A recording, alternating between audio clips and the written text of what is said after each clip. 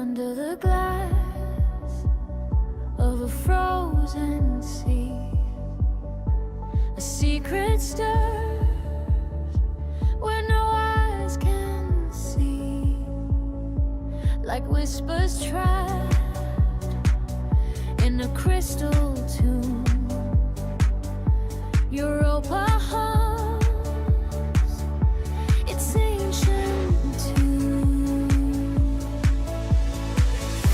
I think of Vostok buried deep, a lake that dreams but cannot sleep. What waits below? What breeze? What hides in the heart of ice, where time collides?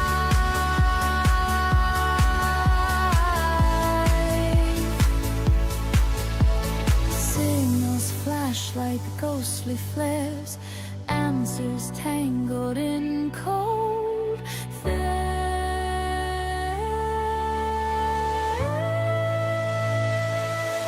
Beneath the ice of Europa, life sinks soft like a distant nova. Are they monsters or are they kin? Do they fear us or let us in? Beneath the ice of Europa, life sinks soft like a distant nova. Are they monsters or are they kin? Do they fear us or let us in? Wheels pierce down, machines hum low, to touch the past, to learn to know. A glimmer, a movement, a fleeting trace, a trembling hand, a foreign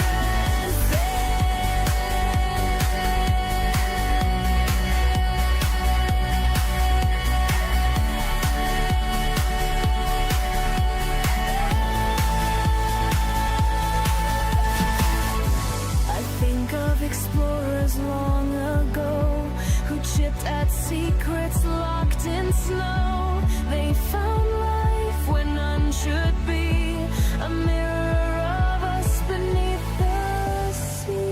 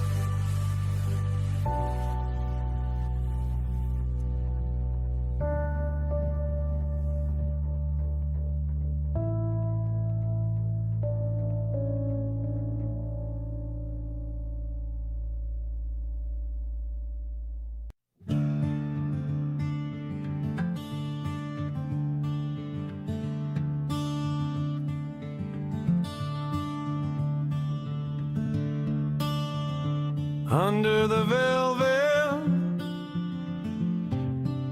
the stars take their stand. Orion above, with the night in his hand. Under Orion's gaze, the stillness hums, a quiet song where the silence drums. The belt of stars, they shimmer and gleam, hold in a frozen dream. Trees stand like shadows, frozen and tall. Echoes of silence, no sound at all. The stars burn like fire, but their touch is so cold. Orion watches, his story retold. 3 stars in a row, a map in the sky, guiding the lost as the hours pass by. The hunter stands still, yet he's moving through time, a silent reminder of something divine. Under Orion's gaze, the stillness hums, a quiet song where the silence drums. The belt of stars, they shimmer and gleam, holding the night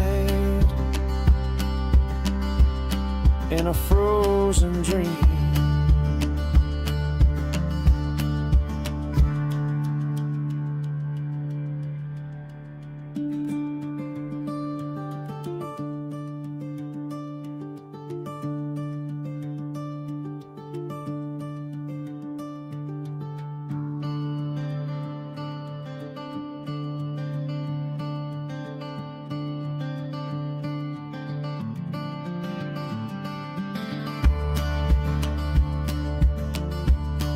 The snow keeps its secret,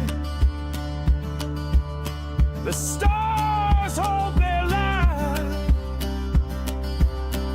Orion stands watch in the heart of the night.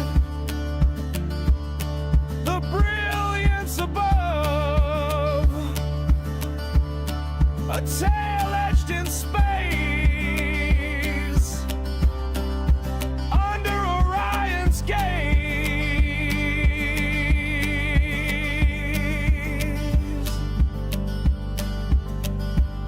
We find our place.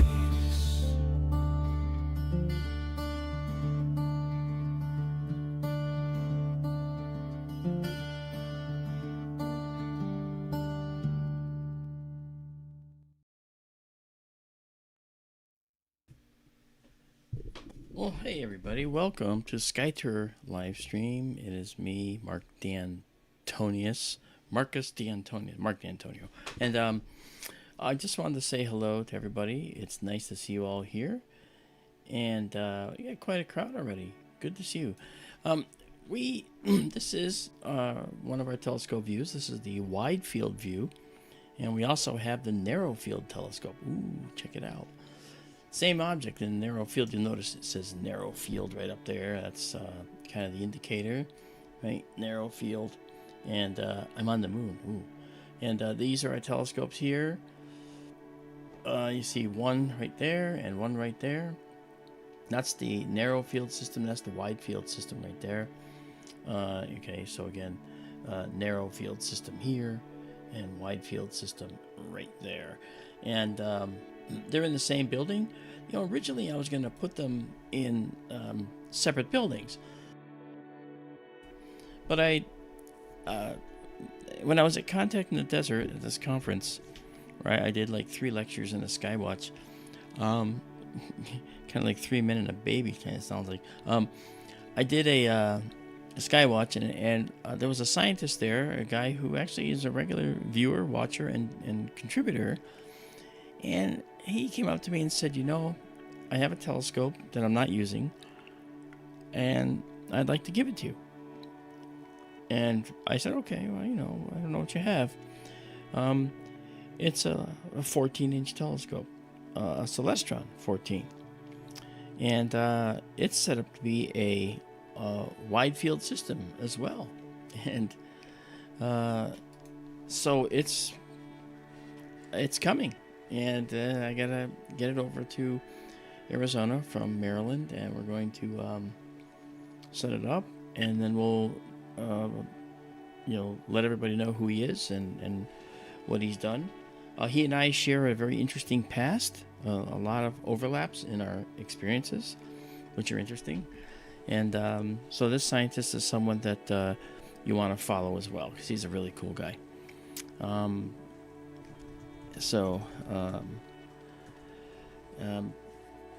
Karen Belmont in the chat said, "Are you live? You're here, aren't you, Karen?" So anyway, good to see you guys. I'm gonna just whip to the list, see who's here. Kathy Messick. Kathy's a trooper. You know that? She wanted to learn astronomy, so she wanted to figure out what kind of telescope to buy. I kind of gave her some ideas, and she didn't just run with it.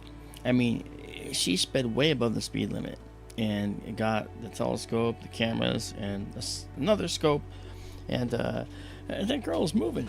And so she's been taking pictures of the moon, and I figured because the moon is out, we're going to start with the moon. So this is the waxing gibbous moon there. So I want to welcome also Jet Scale Models. How's it going, man? Nice to see you here. And he said when he first came in, he said, okay, set the controls for the heart of the sun. And that's when it reminded me, hey, we got a solar observatory we're putting in right out front here, where our old telescope that sits behind me now used to be. So we have a 10-inch Meade telescope, f6.3, that is available if people would like to buy it. Because I don't think we're going to be using it. I know we're not going to be using it here, that's for sure. But we'll see what we can do. We may turn it into a spectrographic instrument and strictly spectrograph, and that would be cool. We could stick it in the same building as the 14. It just has to get out there. Anyway, so hello Jet, and we have Bob from Vancouver, the C&D boy. He's here. Michael Hedrick is with us, of course, and Jessica S is with us. How are you? Nice to see you. And let's see who else came in. I saw somebody else. Oh yeah, Nicholas. Hey, Nick Guerrero is with us. Nice to see you, Nick. He was over in Bill Skywatcher's stream a little while ago. I saw him there as well. Heinz Sherry's here as well. Good to see you. Nice to see you. And Karen Belmont is with us. Nice to see you, Karen. Now that you know it's real. And the Goblin's with us. Hey, Goblin, what's going on, man? Good to see you. And let's see. That's it for now. And we will see what happens. All right. So we're going to start off with the moon because it's there and it's nice. And it just has some cool stuff. So we're going to check it out. And this is, I'm going to kind of zoom in here because I'd like to see some of the details here. Notice the heat is causing the shimmering of the moon right there, right? But one thing we can do is we can actually do a what I like to do. I'm just going to up my volume just a tad. There we go, right about there. And what I'm going to do is I'm going to do a stack of the moon, right? It's called a planetary stack. A planetary stack. I'm going to do that right now. You'll see this come up and you'll see it suddenly change. Look at that. So now we start to get a sharper image of it, and you can see that we're stacking 17, 18, 19, 20, 21, 22, 23 images right down there. Okay. And that's pretty cool. And when it's not moving, you can see some real good details, like this little extra ring around this crater. That's kind of cool. All right. And I'm going to save these as a PNG. I've already named it Waxing Gibbous Moon because it's just past first quarter. and it's called narrow field. So when you go to the online imagery at skythrough.org, and you go to the Take Me to Cool Pictures section, you will see the date for tonight, which of course is up there, Monday the 22nd of June 2026. And you go to that date, and that's the folder. That's our research server, so you can dig in, read the instructions how to get to the imagery. We started, and I should say Isabella, who has been around, she's been very busy in the last several months and she couldn't join us, but Isabella in Bulgaria wrote a beautiful app using our imagery, and it was an app to access all of our data and show you the images, and it worked great until Microsoft decided to just unilaterally change the rules, and it made it so all of our pictures were no longer available on the app.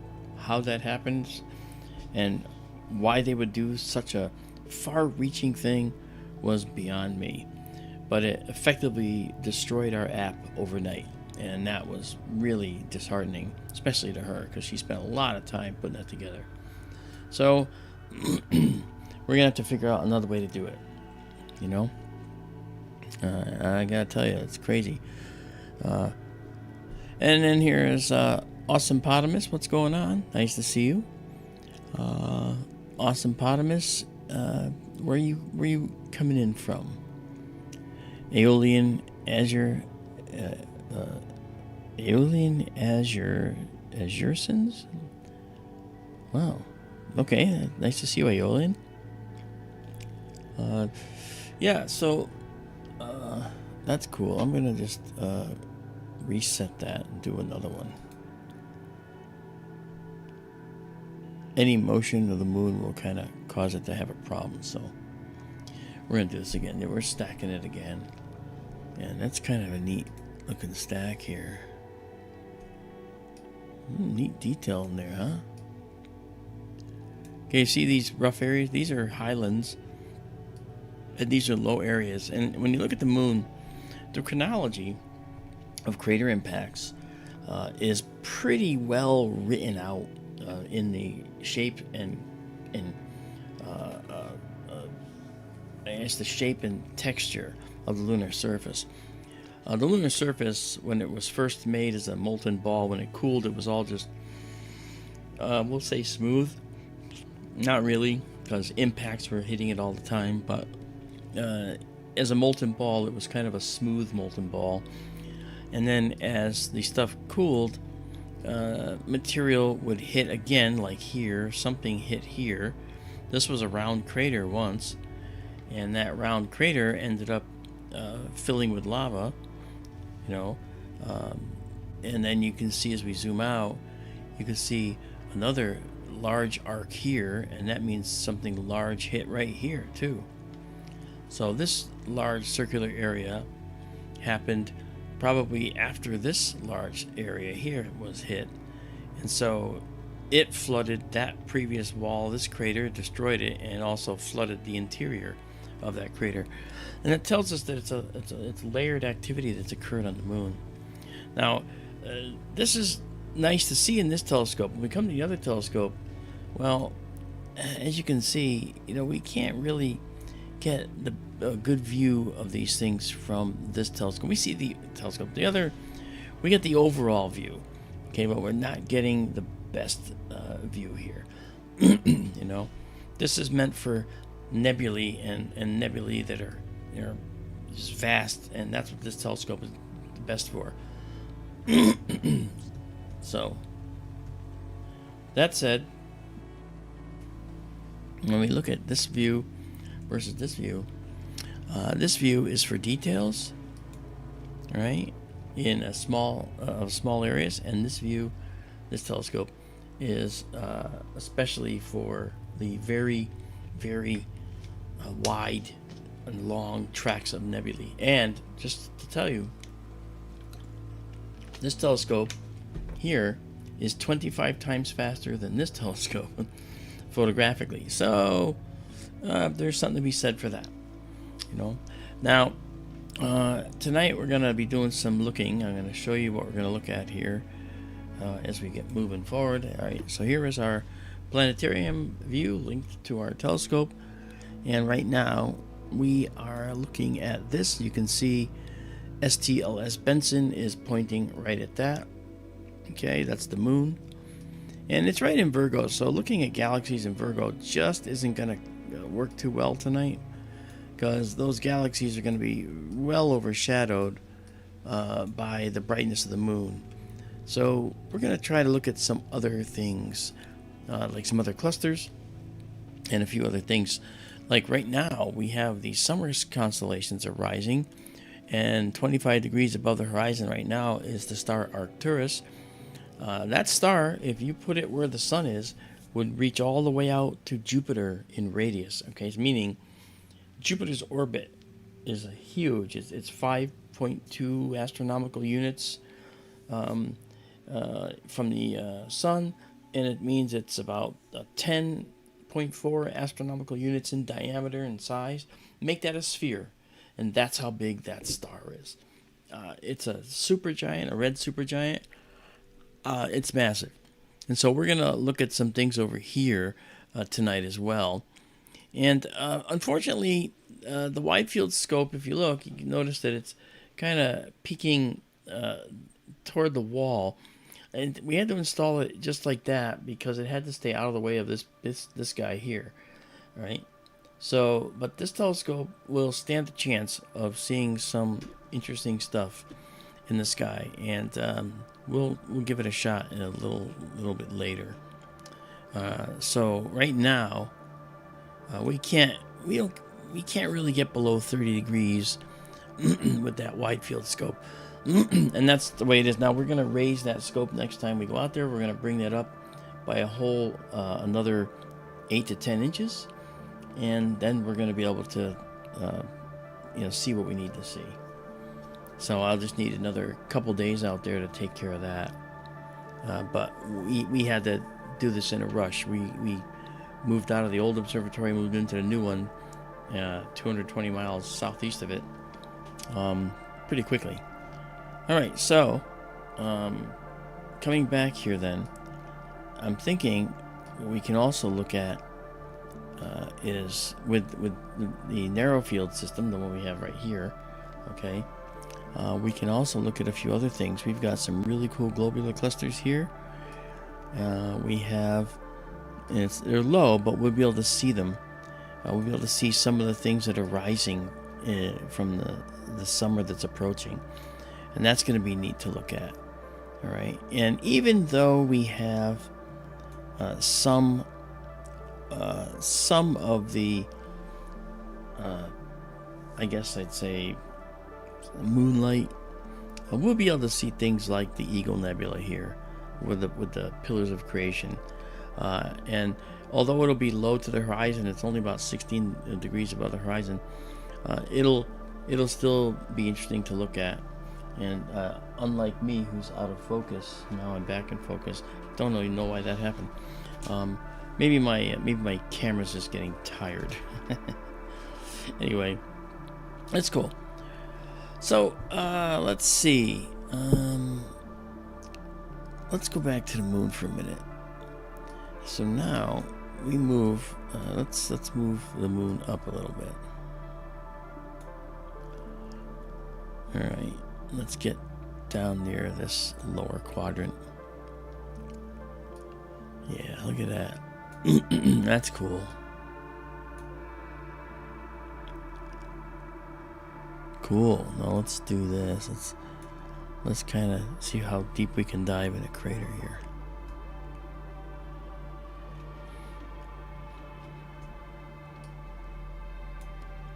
Wow, okay. Let's actually see if we can modify the brightness a little. As you can see, the air turbulence does have an effect on us tonight, but that's not unexpected, right?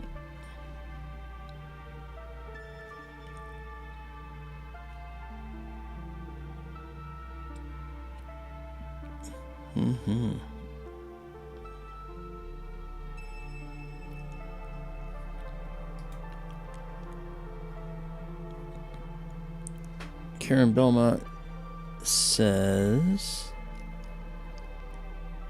oh, Michael Hendricks says Winston, Oregon. That's where you are? And then Awesome Potamus is from Salem, Oregon. Oh, thanks, man. Very cool. I was in Chicago yesterday. I'm in Connecticut. That's where I am. But I was in Bloomington, Illinois, speaking at a conference yesterday. I was there Saturday. I spoke there. So I went out Friday, spoke Saturday, came back Sunday. You know why? Because I wanted to do this today.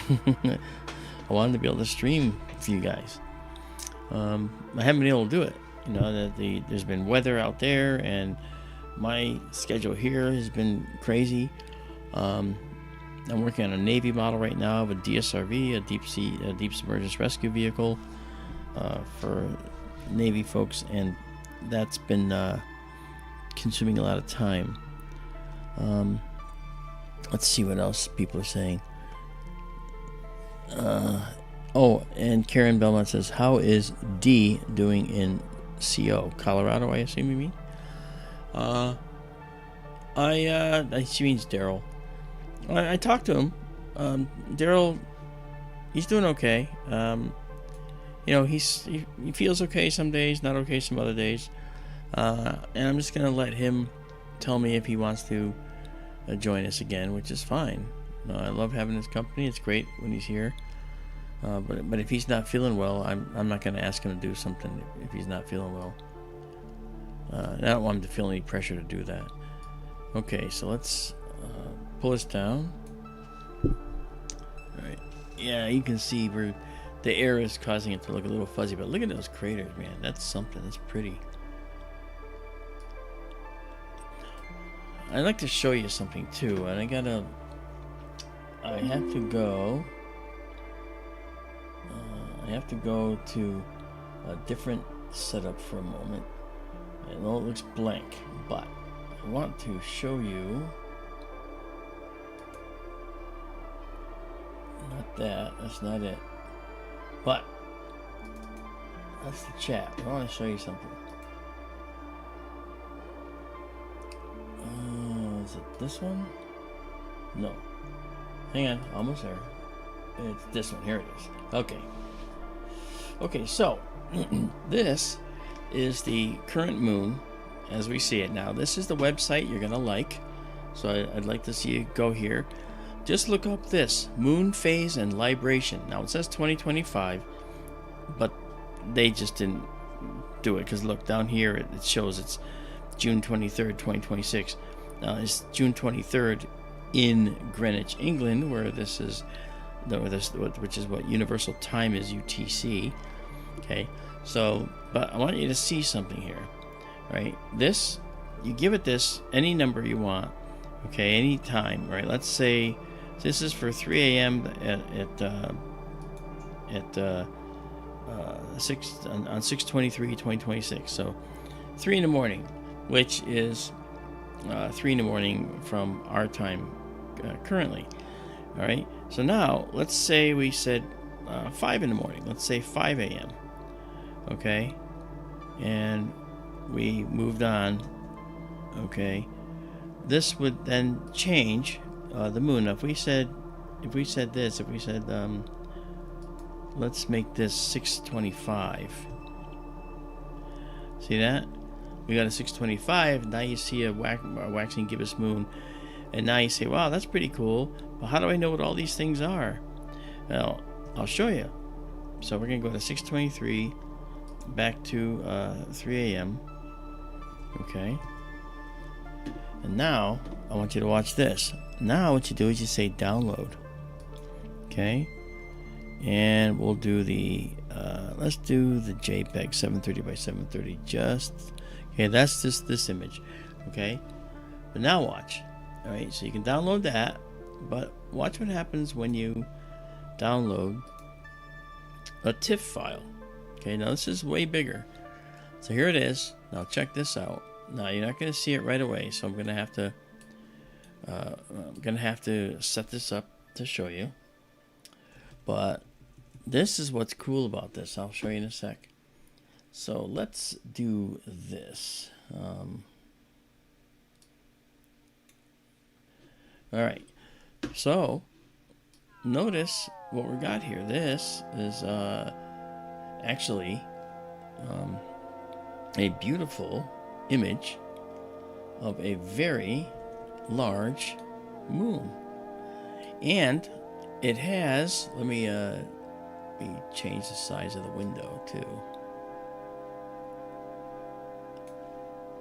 All right, I'll change the size of the window, make it easier. All right, watch this. Oops, there we go. Now we come here and you look, everything is labeled. The stuff that's labeled is the stuff by the terminator, the place where the sun sets. So like this crater right here, Archimedes, right? Well, where's Archimedes on our telescope? Well, let's go look. Let's go back to this guy in our main view and back out. Okay, let's back out of here.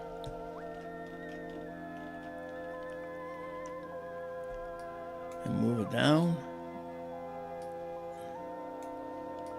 And there's Archimedes right there. See that? So we actually, let me actually move it down and over.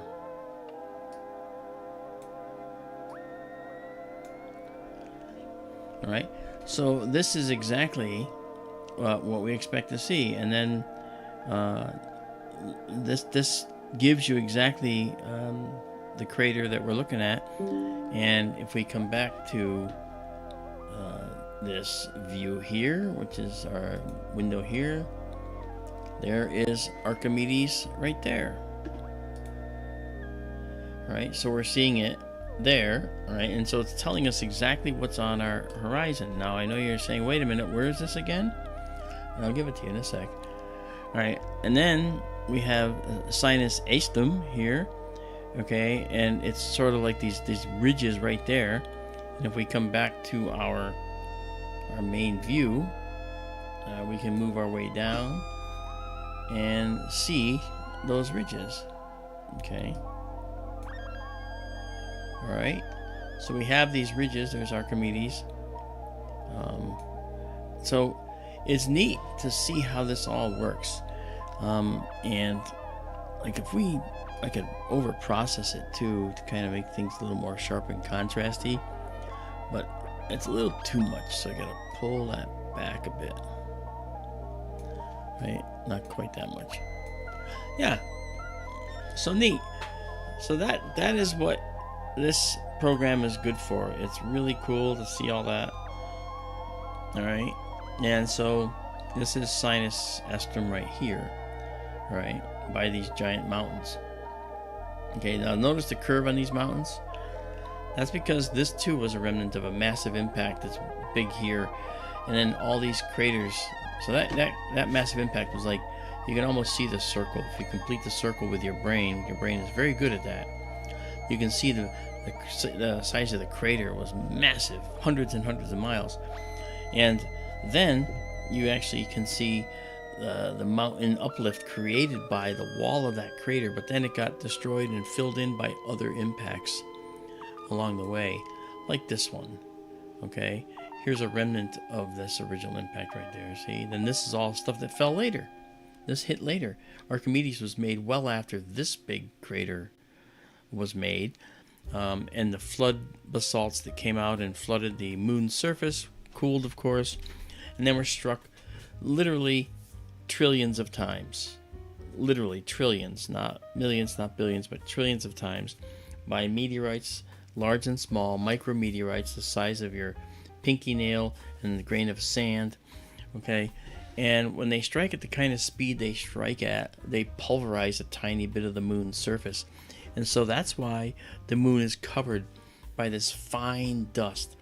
And when it pulverizes, when these impacts pulverize that dust, it's made molten for a period of time, you know, as it strikes. And so you tend to get very sharp shards of lunar dust that are formed. And they call it lunar glass.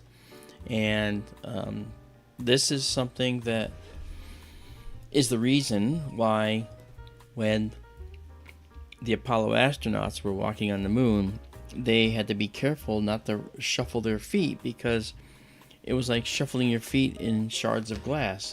And at least one astronaut, I think it was Harrison Schmitt, I could be wrong about that, cut through his moon suit all the way to the insulation.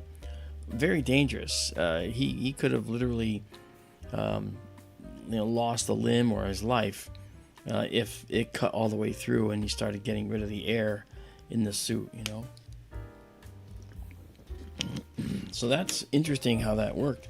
So that said, it's pretty clear that our astronauts were risking their lives doing what they were doing. You know, now moving further down the moon from Sinus Estrum, all right, we have another object here. We look here. Let's move this over.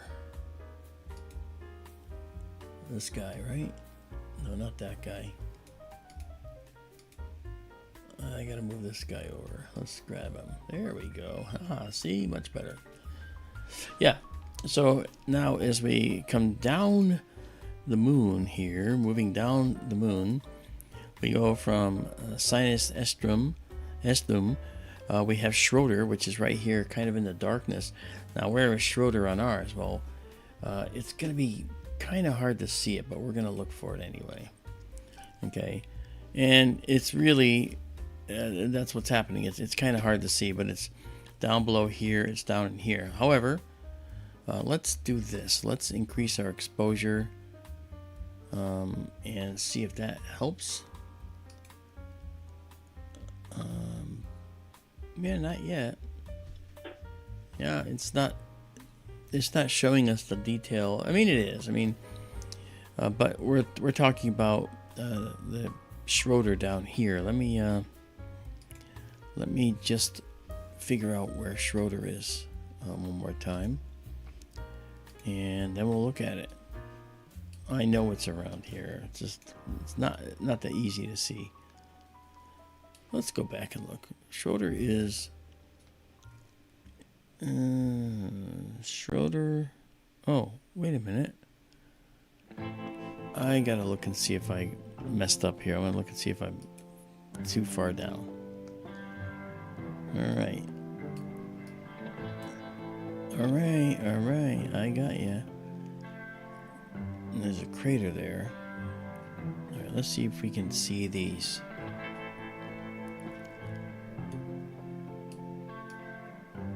Okay, we gotta bring it down here. I mean up. And we're riding the Terminator here. Okay, there's a crater. Schroeder's kind of hidden in the dark here, right? So you can use this. In other words, you can use this amazing app, okay, and zoom in on the part of the moon you want to see. All right, and like if we just zoom in, now you see all these craters, and you can go identify them. You know. All right, so we did Sinus Estrum.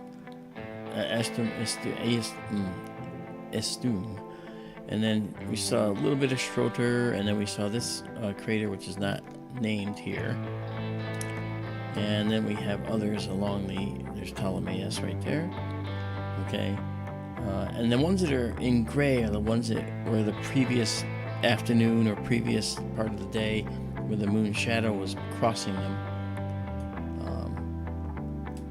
Yeah. We have Arzekel. Okay, let's do that. Let's go look for Arzekel. Now where is he relative to this? Okay. All right. let's come back to our main view. All right, now let's go looking for that. There it is, right there. How pretty is that, huh?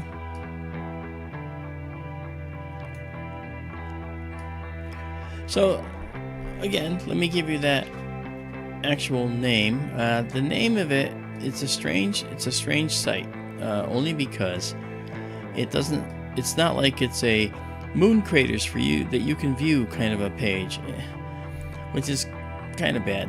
But the actual name of it, which I'll show you right now, which you'll like. First of all, let me do one other thing here. Take this down a little bit. Alright, sorry if the music was too loud. The Goblin says, Crater Herschel looks deep. Hey, do you know how you can tell? Ooh, you do. I showed you. You go to the Lunar Reconnaissance Orbiter Quick Map site, find Herschel, alright, and then you can actually run a measurement line across it and see how deep it is directly. Okay, so let's come out of here and let's go to the website again, because I want to show you that. Okay, so this is the title of the website. It's called NASA, and you should probably just write this down or take a screen grab or whatever. But if you look up moon phase and libration, okay, and do that, you'll probably find moon phase and libration NASA page, or NASA moon phase and libration. It's not a, it's look at it's svs.gsfc Goddard Space Flight Center .nasa.gov/5415. You ready yet? You got that? No, you don't, of course not. But look up moon phase and libration imagery or something like that, and you'll get there. Okay, that's how I found it again tonight, to look for it. Okay. Oh, and Genghis is saying Huygens sword, the straight wall, rupees rectangle. That's right. Well, the straight wall's not visible yet. It's kind of over here, I believe. We're not there, and the X is that's called the lunar X, that Huygens sword thing that Genghis is talking about. And the lunar X, I forget when that's visible, but I don't think it's right now. It's only visible for a few hours, you know, as the shadows, as the sun passes, and as the moon starts to keep going around the Earth, the shadows cross the mountaintops of the craters, just so that you get like a perfect X show up on the moon for just a few hours. We photographed it before, but I don't think it's there now. I don't think that's what we see. But in any case, so that's that, and that's kind of cool. And so again, it's moon phase and libration, and that is just a site that you need if you want to explore the moon, because it will tell you all the craters that are on the Terminator, and if you follow it, you'll get them. You know, you'll see them all as it moves, as it goes through its phases. All right, so let's do this. Let's get this down to normal brightness. Okay, there we are. And now at this point, let's go and fit the height in here, so we have the entire amount. You see some rays, some craters here. I actually, I think it was for Discovery Channel. I was doing a show, and they asked if I could recreate the lunar soil. And I looked up its properties and said, yeah, I could recreate lunar soil, but I won't. And that's because I'd have to recreate the glass, lunar glass. And you don't want to be breathing powdered lunar glass, okay, or earth glass made to look like lunar glass, which is what I would have to have done. I said, so I didn't grind up glass and make it into tiny shards, because that's just looking for trouble. You breathe that in, you get that in your lungs, well, you can already see where that's gonna go. So they said, can you fake it? I said, yes. I can recreate the static properties of lunar soil. It stuck to everything. You know, in lunar module, it was full of gray powder everywhere. Instruments, everything. They were concerned that it was going to get in the way of the controls. Luckily, it did not. That would have been pretty disastrous. So, that said, I recreated the lunar soil sample. I still have it here. One of these days, maybe I'll do a demo of it to show you. But if I was to just take a piece of it right here, take lunar soil and just drop it into the bin I have, and you'll plof. It'll go everywhere. It'll be on the monitors. It'll be on the walls. It's just lunar soil, and it will stick to me. You know, I was too good at making this stuff. So that said, I did it to illustrate the clumping and the electrostatic properties of lunar soil. It does carry a charge, and it will definitely clump. Now, if you think about it, you got all these irregular pieces of microscopic glass, and when you push them together, they kind of interlock with each other. So you can make beautiful sandcastles with lunar soil, and you'll have bloody hands at the end of it if you do that. So that's what I did, and it seemed to work pretty well. And I used it again in another production for Netflix called Aliens on the Moon. And there I used it to showcase how a crater made a lunar valley, and there was a peak here and a peak here, and then just beyond it was another crater with a peak. In other words, it was like this. It was a double valley like this, and there was a ridge running through the middle of this double valley, right? So there's two valleys and a center peak in between them. It ran like this, you know, forward and backward, and then the side walls. Well, at low angles, the sun would illuminate this side wall, illuminate the very top of this peak here, this peak wall, and then illuminate the wall on the far side. And so that center peak looked for all the world like a bridge over the middle of a crater, but it was just a double valley, okay, that had a saddle ridge in between it, right? And that valley in the middle looked like a bridge. And so they said it's a bridge, and I said, well, actually I have something that can show that. So I pulled out my lunar soil, and I actually made the lunar bridge. So I clumped it. I made this saddle ridge. I lit it with a low studio light, and you could actually see on the imagery on their camera that it looked like a bridge going over the dark chasm of a crater. And then I said, now as the sun rose, and I moved the camera, or rather the light up, you could see it start illuminating more of it, and then it just became a saddle ridge in between two valleys. And then I said, see, that's actually what you're looking at here. It's not really a bridge. And they looked at me and said, that's not going to get in the show. I said, what? That's not what we're going to do. We want to have the mystery. We want people to think it's a bridge. I said, but that's what it is. You want to tell them a lie? And I said, look, it's your show. You're going to tell them what you want, I'm sure, but don't you dare, don't you dare tell them that I said it's an actual bridge, because I did not. Do you follow me? And I said, okay, we just won't talk about it. We won't put any of this in the show. And from that point on, I said, you know what? I'm not into this anymore. And so we finished filming, and that producer still talks to me when he sees me at conferences. He goes, oh, you're the best image analyst we ever had, blah, blah, blah. You know, best science guy, you know, blah, blah, blah. But he wouldn't let me do the science. So I was a little perturbed. That's all right. A good guy, nice guy, but just didn't have that let's get to the bottom of this attitude. He wanted to do, let's do the ratings. Let's get people to be all excited about the moon as a mysterious place. Well, it is. You don't even have to lie about it. And I always say, if you're going to talk about a person, if you're going to talk about a feature, if you're going to talk about a phenomenon, you actually don't have to lie about it, okay?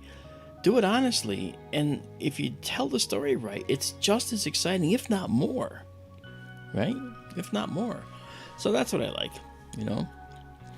Anyway, so I I was disappointed in that. Of all the shows I've done, maybe 40, 50, 60, no, actually almost 100 now. Duh, what am I saying?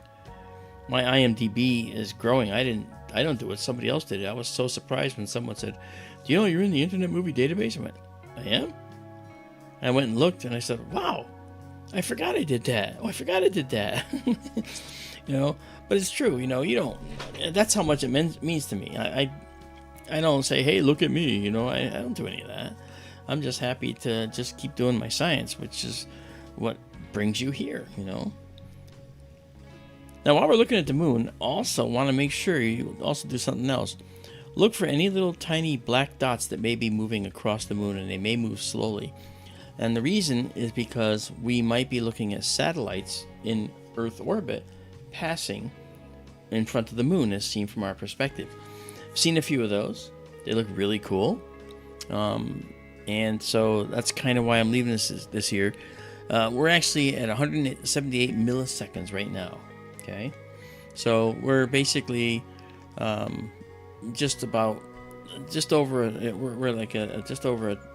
almost 0.2 of a second. If I do exposure here of 100 milliseconds, then we will be okay. So that's 1/10 of a second right there.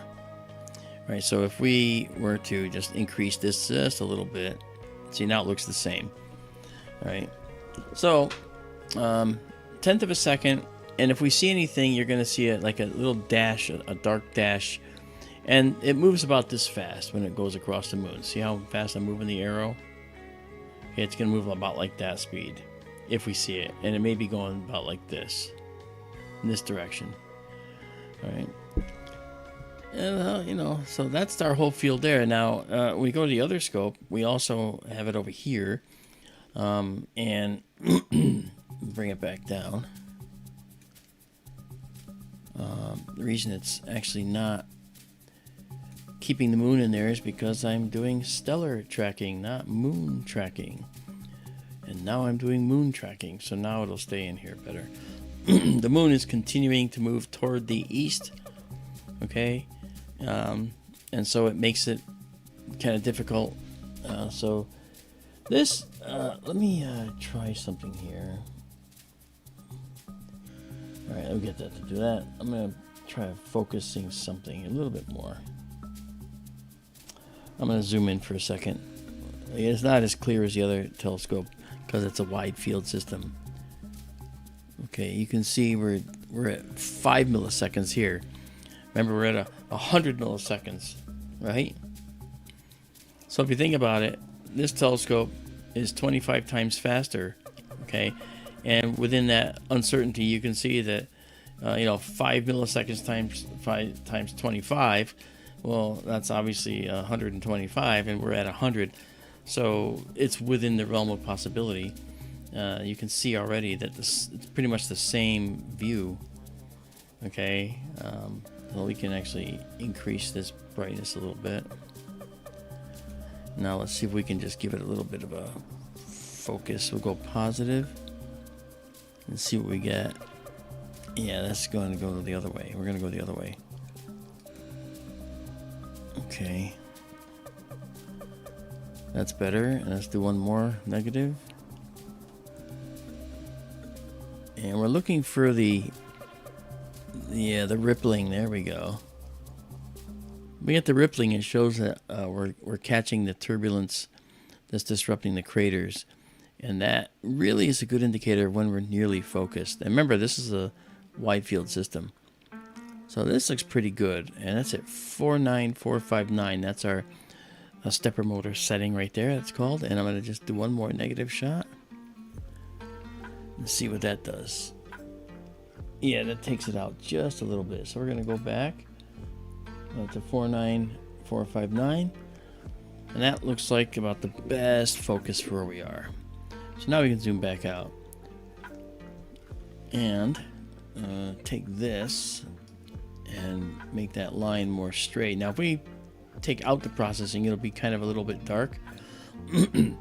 And if we do this and over process, we're going to get it way overexposed. Okay, So we'll do kind of a combination. We're going to just do a little bit more, just to make it a little brighter.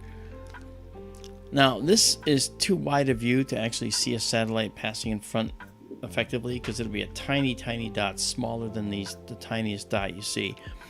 But in this other view, we would have the ability to do that, because we can actually zoom in pretty well here and see it.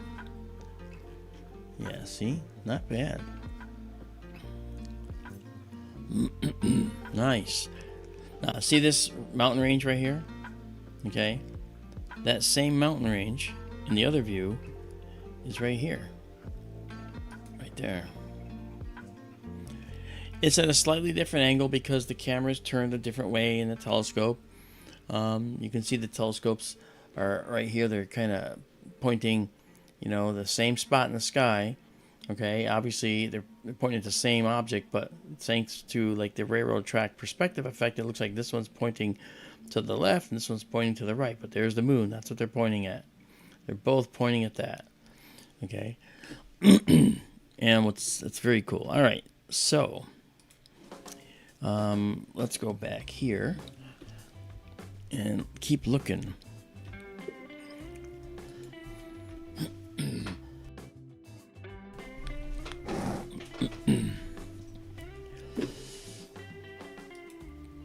Let me take a drink of water here.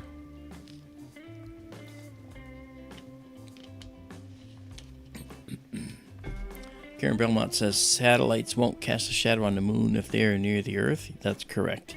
They will not. But because the moon is so much brighter than the satellite, especially if it's in the Earth's shadow when it's going over us, you might actually see a dark dot. All right, because the satellite is being silhouetted by the very bright moon that you're seeing right here, and that satellite brightness is actually something that wouldn't even show up with a much brighter moon. It would actually look dark against the moon. Now, if it was in sunlight when it went over, it would still look dark against the moon. I've been able to see a satellite come in, and as it crossed the moon, it went dark, and when it came out, it was visible again. And that's again because the moon is silhouetting it. And it's much brighter than the satellite is. I know it looks like satellites are hugely bright sometimes, but they're dark when it comes to the moon. All right. Let's just ride up the moon here a little bit. All right, we'll go down here.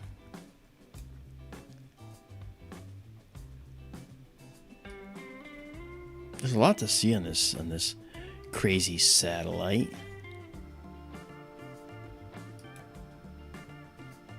Yeah, look at that. Go down here and bring the moon back down. And go up to here.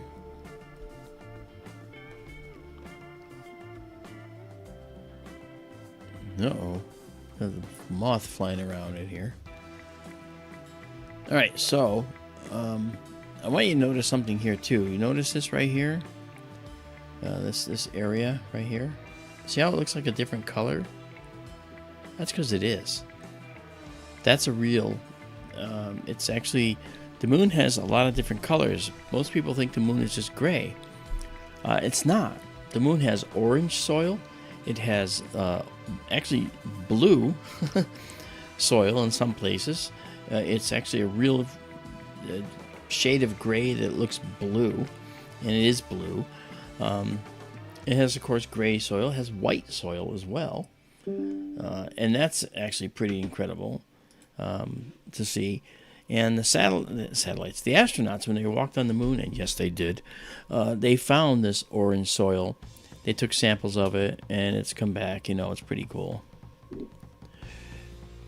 Nicholas, how you doing? We have another Nicholas Messer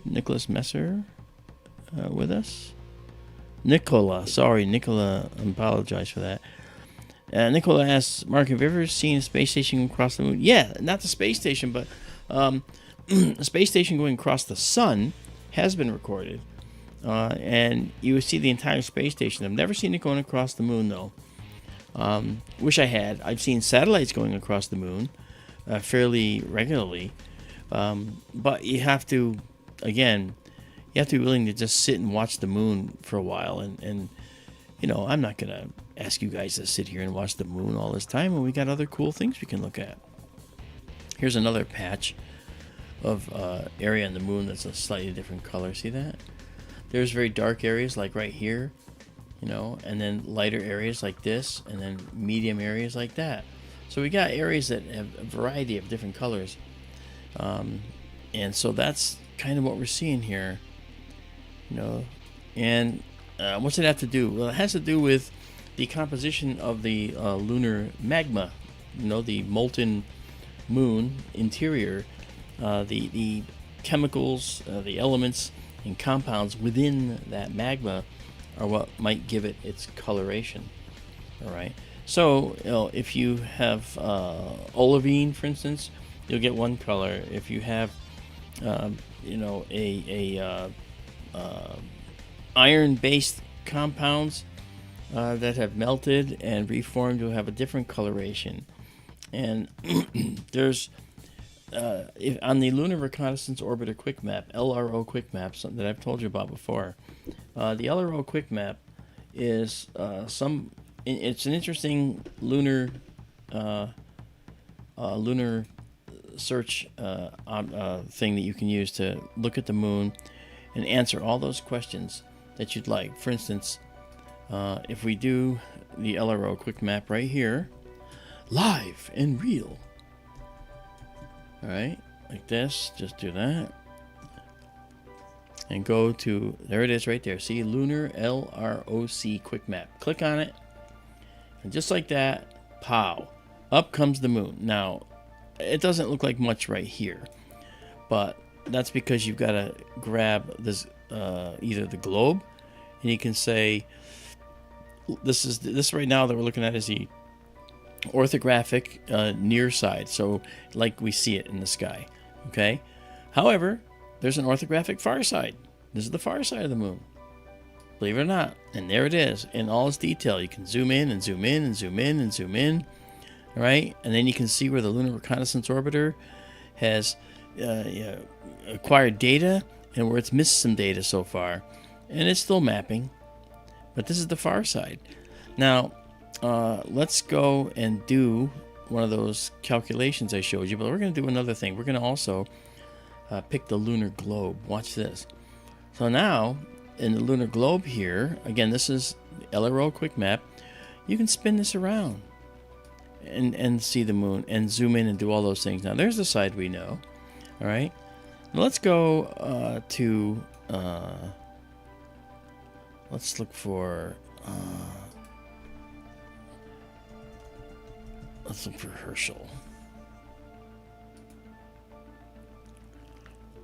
Okay. All right, this is Herschel crater. All right. Now, I want to show you something. We talked about this before, but I'm not sure if you meant Herschel crater or something else. But watch this. Okay, so now we're going to go here. We're going to go to this symbol right here, which is a draw and search tool. And we're going to actually draw a line. Okay. So we're going to take this line, and we're going to start here, come across through the center, and then double click here. Okay, so now what's happening is we've generated a data set. Well, where is it? Well, we got to go over to inspect, and now we get our curves. And the curve we care about is this upper one. Look at that. This tells you, by moving this arrow in here, notice that over here you'll see this little ball moving as you move this through. It tells you right where in the crater you're located. Here's the central peak that we're at right there. Now, what does this mean for us and how can we use it? Well, if you look at this, it tells you as we're moving through. Let me actually, let's not show this. Let's just show the terrain height, okay? As you look at this, right here, look at the number that's right here where this red trash can is. Watch this. All right, so right there, we are 1,739 meters above what is the lunar mean radius, the radius of the moon. And we pick a mean radius, so we have stuff above it is plus, stuff below it is negative. So as you go down the wall of this crater, all right, you'll find that the lunar mean radius drops, we get closer to that lunar mean radius. And right in here, right around here, there we are, 4. We were just at 4. So that's right about there is where the lunar mean radius goes through. And then that just means that if you were to make an imaginary sphere of the lunar mean radius, it would come about halfway up the crater wall. And then we drop down, and now look, we're negative 1,771 meters below the lunar mean radius. So this crater is, basically 1,771 meters below the mean radius of the moon. All right. So this, when you look at that and you say, oh, well, aren't all the craters the same depth? That's what you hear, right? Well, let's go check. Let's go to another crater. Let's pick our favorite. Let's pick Copernicus. Here's Copernicus crater. Okay.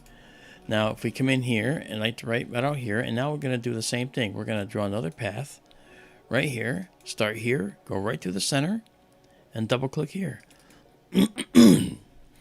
Okay, here it is. So now you see the ball moving through. Now we're at the lowest spot. Well, look at our terrain height there. And I'll get rid of the other ones so we don't get confused. In the blue at the bottom there, okay, right here, this number, right there. Okay, watch this number. Now, if you can't see the number, you got to be in 1080p. Make sure you're in 1080p. It's minus 3,500. Okay, minus 3,520. So it's 3,520 meters below the mean radius of the moon. Okay, so obviously Copernicus crater, which is a flat bottom crater, and this other one that we looked at, Herschel, a flat bottom crater, they're not the same depth. They're vastly different. This crater is more than 2,000 meters, almost 2,000 meters deeper. All right, and we see that everywhere we look on the moon. No, the craters aren't all the same depth. As a matter of fact, everywhere you go, they're different. Okay, over here, okay, we have Aristarchus, and Herodotus. And if we were to set up another line and we go through Aristarchus, this is a fascinating crater because it's got a plateau that it's bunched up. This stuff is all big stuff. You'll see it. Okay, so now it's generating it. Look at that. Here's the plateau up here. See that? And then it drops way down low, and the lowest point is now minus 3,211. See that? And then it comes out, and at its highest point at the wall, we skip the wall, we just go to the lunar surface there. We're at minus 765 meters below the lunar mean radius, and then this is 411 meters above the lunar mean radius. So this is what's called the Aristarchus Plateau. This is an area of stuff here that when this crater impact occurred, some of this stuff was shoveled into this region and made this a higher area, which is why one side's higher than the other. See? So that's what's going on here, and so we see all these different craters. They're all different depths, okay? And this tool, the Lunar Reconnaissance Orbiter Quick Map, LRO Quick Map, can be used to do all these measurements and all this analysis. Okay, enough of that. Well, maybe not. You guys tell me. But hey, oh, look at it, Star Panda. Hi. Hey, what's going on? What's going on? So Michael Hedrick says, Mark, do other moons have a lot or less craters than our moon? Well, very good point. Mercury is just as pockmarked, if not more, than our moon. Why did this happen? Well, in the early solar system, okay, Mercury looks like kind of like this, okay, all over. There's no real big areas on Mercury that have these large plains of lava. You'll notice that on one side of the moon it's like this, on the other side of the moon it's like that. This side of the moon is higher and has more highland area than this side. Okay, and the crust here is much thinner than the crust over here. And that's from when the moon formed. When the moon formed, okay, we have Earth out there. There's Earth right there, right? When Earth and the moon formed, right, the moon and the Earth were molten, and when the I see our focus has drifted out as our temperatures changed. I made a mistake here. I can bring this back. Okay. On this side of the moon, you can see that we have a thinner crust because more magma has broken through with impacts, but on this side it hasn't. So there's our Earth there, as I said. And so when Earth and Moon were magma and just balls of hot molten material, as they cooled, the Earth was radiating a tremendous amount of infrared energy, and so that would radiate out toward the moon. And when the moon was impacted by stuff that would hit the surface here, it would go, the stuff would splash up, and then the infrared radiation would push it, as the supposition goes, and that pushing motion would actually push it past the midpoint and onto the far side. And so the debris would fall on the far side. So over time, through early bombardment, there was an early bombardment era and a late bombardment era. So over time, what happened was that material built up the far side of the moon to be thicker and higher than the near side of the moon.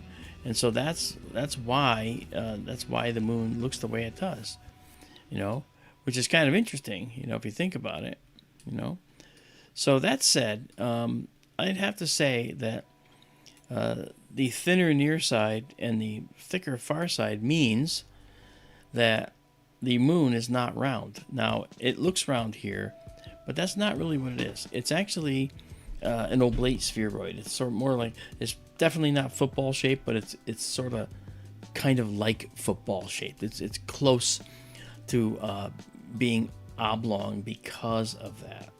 All right. So that said, let's go back here.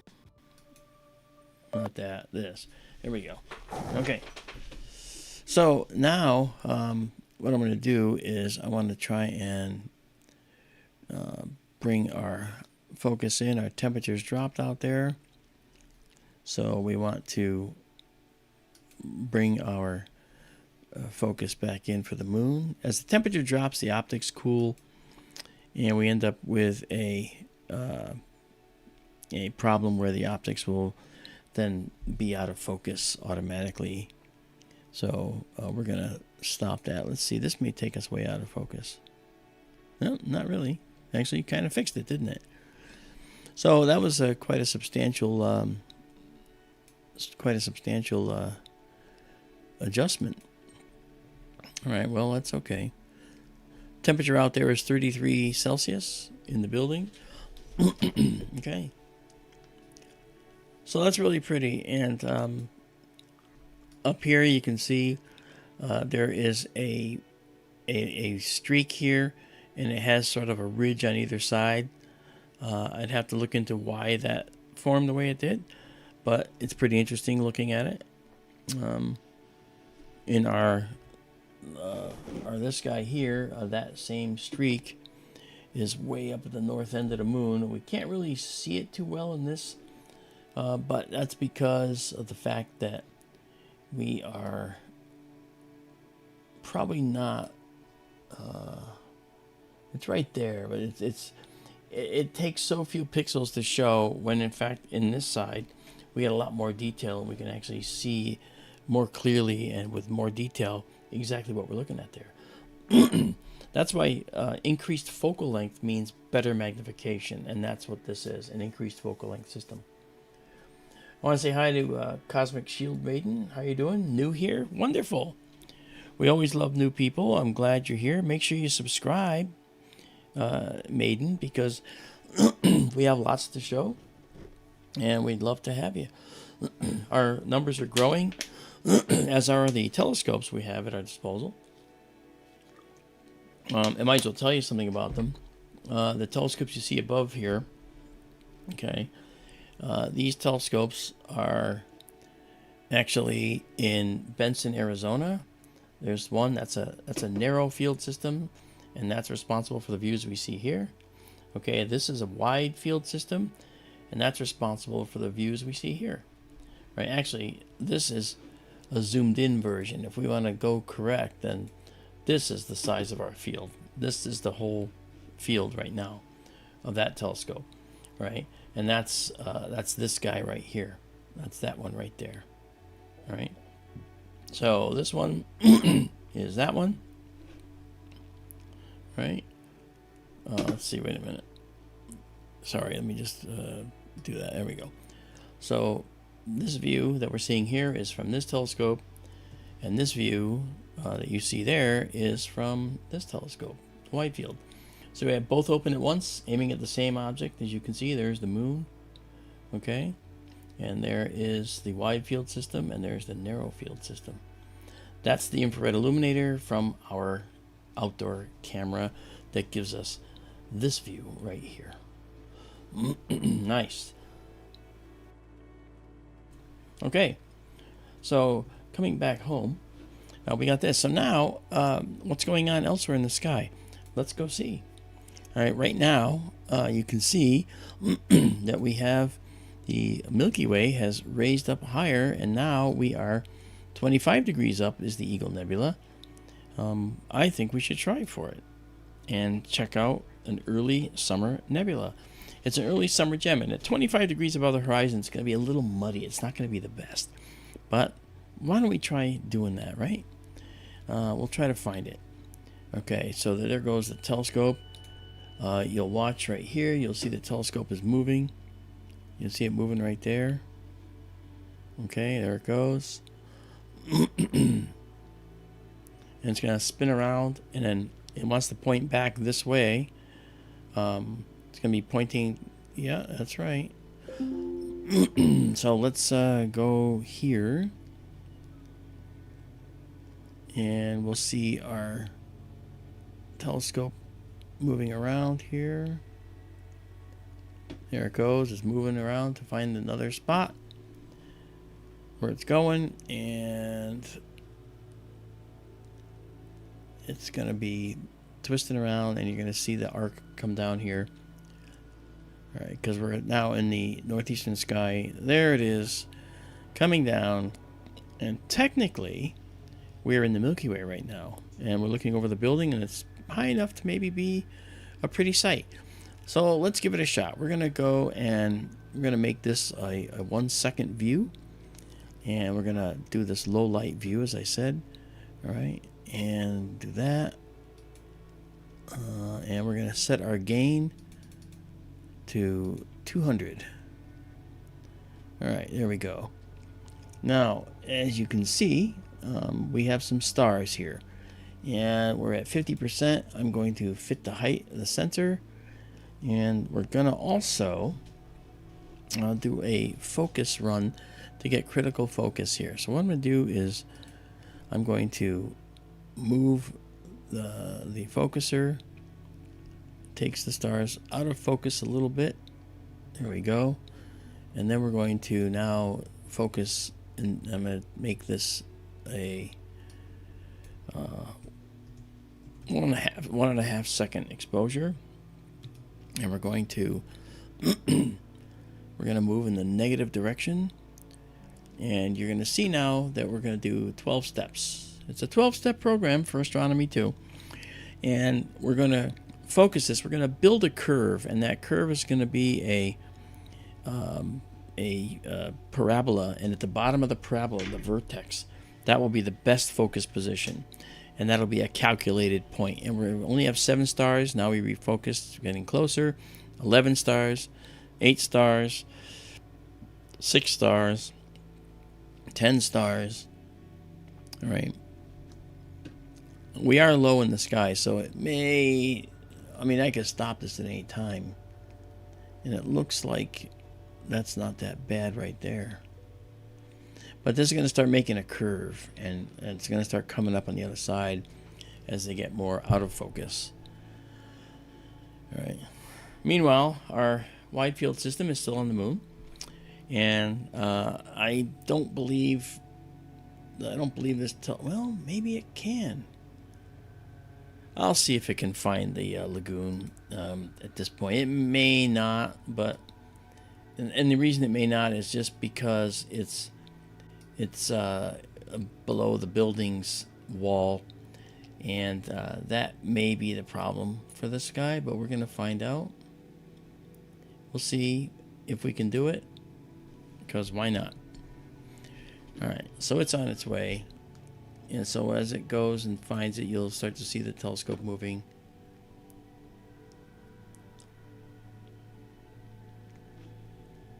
There it goes. It's swinging around. Okay, we got our focus. Look at that. Okay, so we're going to move to the best focus point.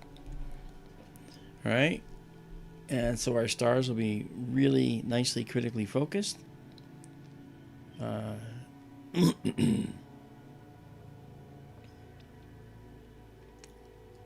Okay, there we are, and look at that, all those stars. That's beautiful. Focus is done, and now what I'm going to do is I am going to tell it we want to be at that. We're going to actually see where we are in the sky and how far we are, and make sure that the telescope moves to the exact spot and puts it in the dead center, which is probably going to be somewhere over there. It is. Yep, perfect. Okay, you can already see the nebula here, and we're going to it's going to just move over and stop at a certain point, and there we go. It's stopping now. Oh, beautiful. Okay, now we're going to have it come down just a little bit. We want to see.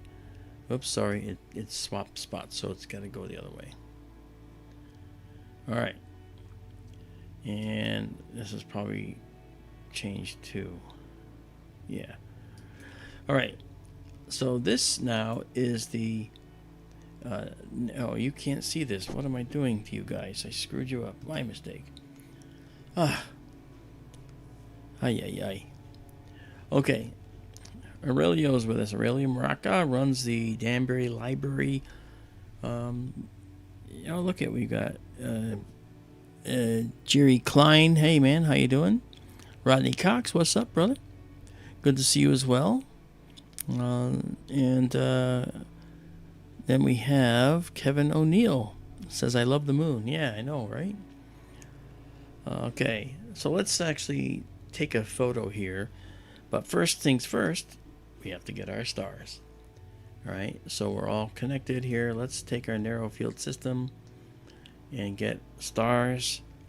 Get rid of those targets. Let's put in our guide star. Perfect star for guiding right there. Okay, look at that point. Perfect star. Okay, now we're going to come back here and we're going to do a 25-second photo, and we're going to go to 250 gain here. Okay, 25-second photo, and right down there you can see this going up, right? Now, just to do this, we're also going to do a live stack as well at the same time. Okay, and over in the wide field system, while this is percolating, over in the wide field system, we also have stars, and I'm gonna see if we can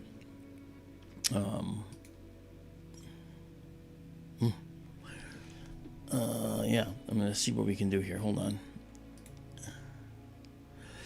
Okay, and now here, this is only 5 milliseconds at 0 gain because we're looking at the moon. I'm gonna go to just 200 for this one, and we're gonna go to, yeah, it's gonna be very bright. We're gonna go to do a photo. Let's see if we can just grab a photo here. This is supposed to be the wide field, but if you look where the telescope's looking, I think it's looking mostly at the corner of the building right there, and so we're not quite able to see with this one, unfortunately.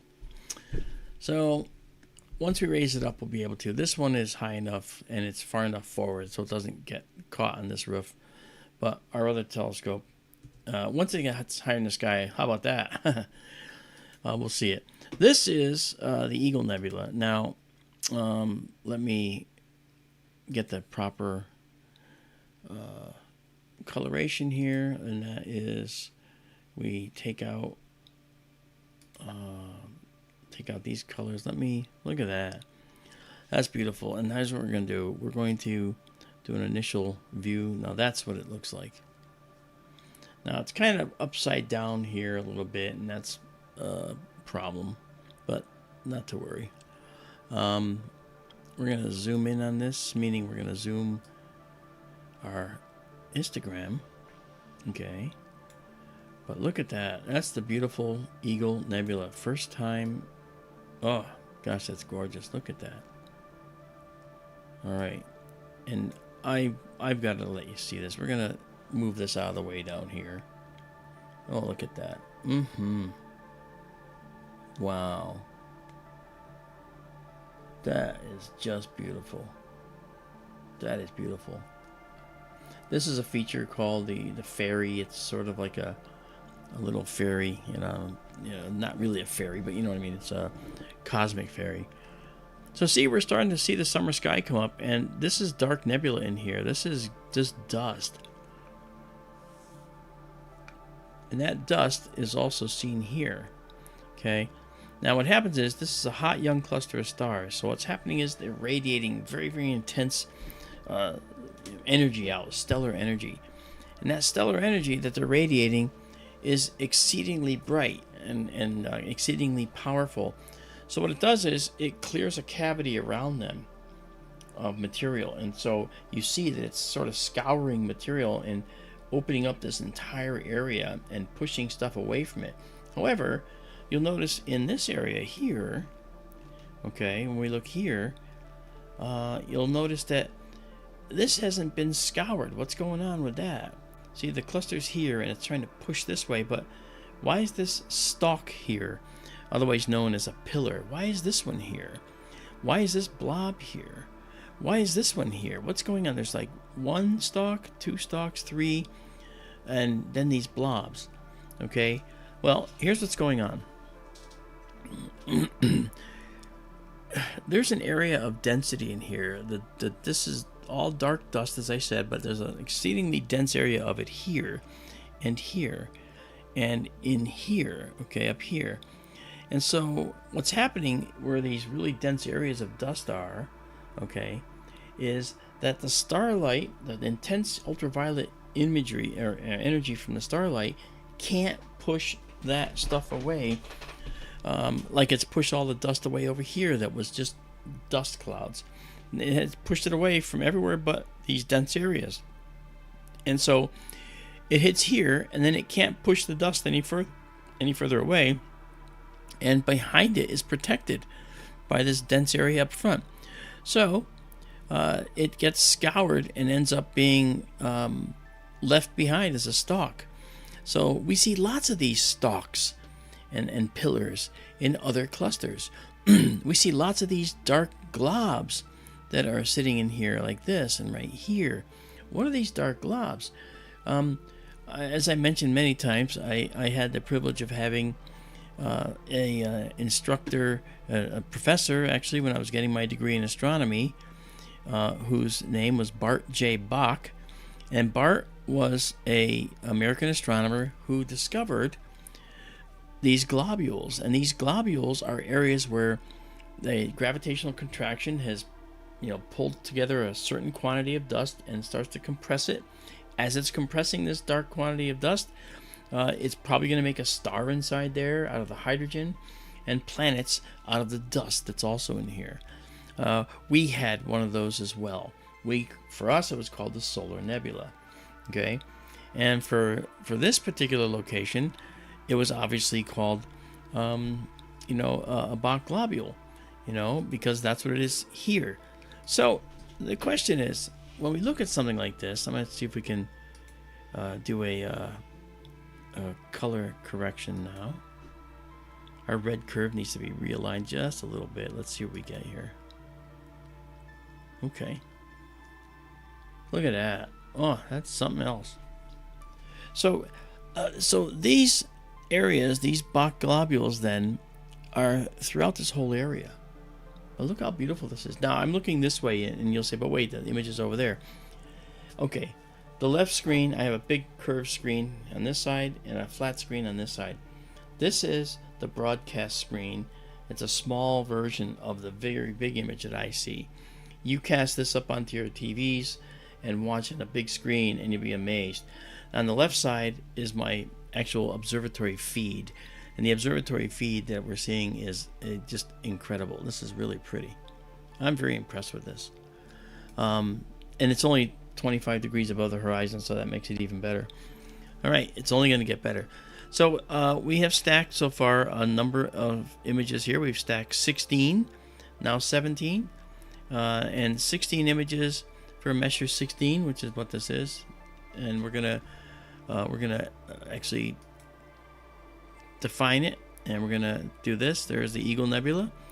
Okay, I have annotations in here, which are cool, so we can actually see what we're seeing. Right, and we're gonna set the target name to M16 Eagle Nebula. M16 is Measure 16 for Charles Messier, who discovered it. So we'll set that as the target name. That shows up here, and when I save it, I'll save the image with annotations, and you'll see that it went to Measure 16 Eagle Nebula directory, and that's what will be out on our server at skytourlive.org when you go check this picture out and take it down for yourself.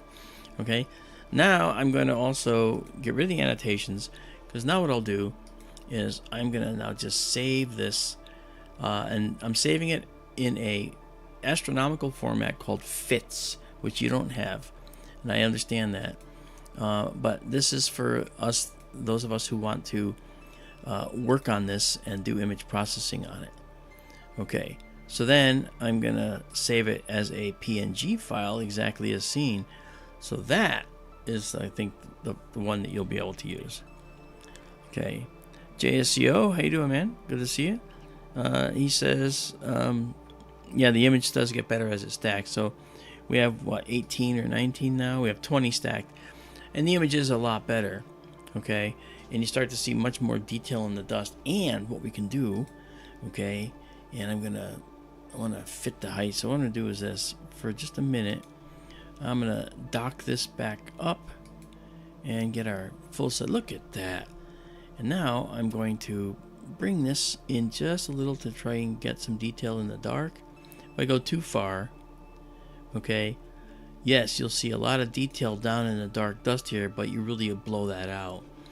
So we kind of keep it just a little bit back, okay? So that's pretty good. All right.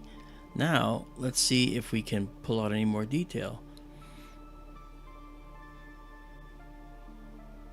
What you do is you stay to the left of the peak, and when you go to the left, if you go to the right, you lose your data. See what happens? Okay, and if you go to the left, then you have the most data you can, and then you ride right near the peak. This is our black level, and so we cut it off right there, and we're not losing any data here. So that's really cool. Looks really pretty. I'm glad we focused too. Yeah. 23 stacked. So we'll save it now. Save it exactly as seen. What do you think? You think this is cool, guys? Nicola says, nice picture. It is. It is. We have so much more to do. Yes, these are the pillars of creation, Nicola. That's right. The famous Hubble shot was this area right here. Okay. And a talk I did on Saturday in Chicago, I showed pictures of this taken with the Hubble in visible and infrared, and then with the James Webb Space Telescope, which was 100 times more detailed than the image taken by the Hubble. Unbelievable. Gosh, that's pretty. All right, let me just drop this down again to give you the full shot again. Love my gestures. Okay. Now we're at 250 gain. Let me explain this in case you forgot, people that have been here. This is the exposure time, and that's 25 seconds we're exposing on the sensor, okay? And down here is something called the gain. the gain is how sensitive we make that sensor. So 25 seconds with a gain of 250 means 25 seconds at a moderate level of sensitivity. If we made it any more, then what we get is a lot of noise in our image, and we don't want noise in the image. That's not very good at all. And this doesn't look very noisy. It's starting to look better the more images we take, because what we're doing is this: we're stacking. We're taking an image, taking a second image, aligning it with the first, star to star, and then putting it on top, and we're making an image sandwich. And that image sandwich, all right, the more that you stack, the more the random noise created by digital cameras is subdued and removed. Right? It's averaged out. So a black area truly looks black, given enough exposures that are stacked. Isn't that something though? That globule now is really, really pronounced. We can see another area right here. There's the globule that's pronounced. We see this beautiful little tendril of dark dust that's going down. It's rotated, so the telescope being rotated. Once the thing comes up fully, it'll be rotated, more to the right, about 45 degrees more, and so those pillars will be pointing like that, up at an angle. So there it is. That's beautiful. I didn't think we'd get to see this tonight. This made the night for me. So good to see this thing again. Hello, Eagle. How are you? I feel like writing another song. Okay.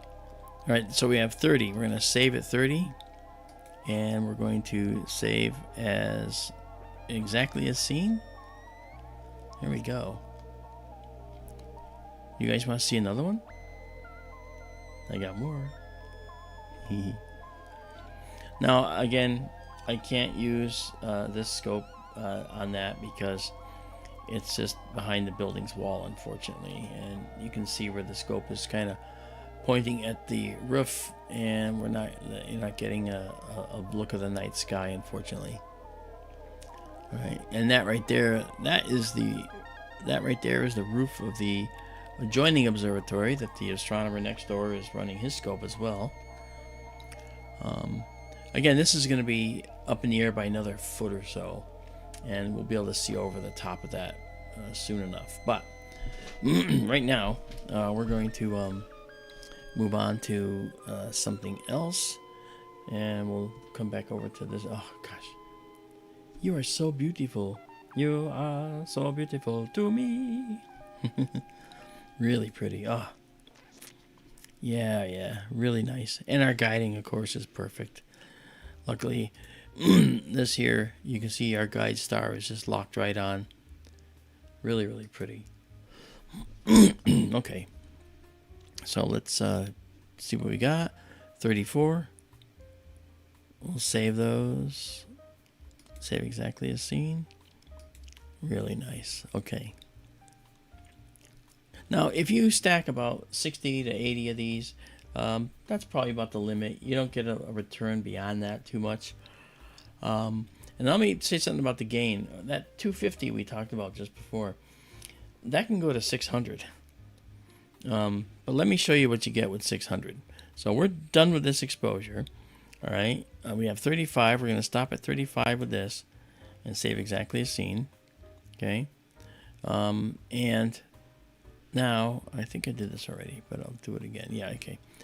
All right, now what we're going to do is we're going to come out of that, and now we're going to take this gain and really max it out. We're going to go all the way up to 600, all right? And now, if we do that, okay, you can actually see the Eagle Nebula now, literally here. But let me bring us down to our 1 second low light mode. All right, as you can see, 600 shows us a little detail, but you see how noisy that looks? Let's zoom in on that. See how it looks noisy in here? It's almost like it's a mix of just static. Well, if we take that down, okay, let's say to say here, well, look at. All right, let's do this again. Now you see how much softer that is? we don't have the same hard noise that we had before. All right, so bring it up to 600 again. And now it looks like this. It's like, wow, that's pretty harsh. So if you wanted to take a picture at 600, you'd have to end up taking images, not just 35 images. You'd probably have to do 75, 85, 95 to get the equivalent image. So we're going to do this again. We're going to say do 20 seconds this time. Okay, because I'm not going to spend a lot of time here. I just want to show you what we're dealing with when we increase the gain so much. So the gain is up there, and I'm going to leave it docked for this. Okay. All right, we are 3 seconds away. 1 second, and boom. Now let's drop this out. Okay. All right, so that's 600 gain. Look at our histograms all over the place. It doesn't know what to do. And so there you see it again. Now, obviously that doesn't look at all the same, and we've got, you know, mistakes with the color, but the color change is due to the fact that we haven't stacked a whole lot of frames yet. Once we stack a lot of frames, you see it comes in. So we're not getting much difference, are we? We're not getting a whole lot of difference in what we can see, and that's typical for these systems, you know, at high gain. High gain doesn't deliver any more generally, unless you want to go many exposures, and I wouldn't expect you to sit through that. So there, that's just a quickie. I just wanted to show them. I'm not even going to save it. Okay, so high gain is not the best friend. So we're going to go back down to 250 right there, and we're going to go to our low light mode.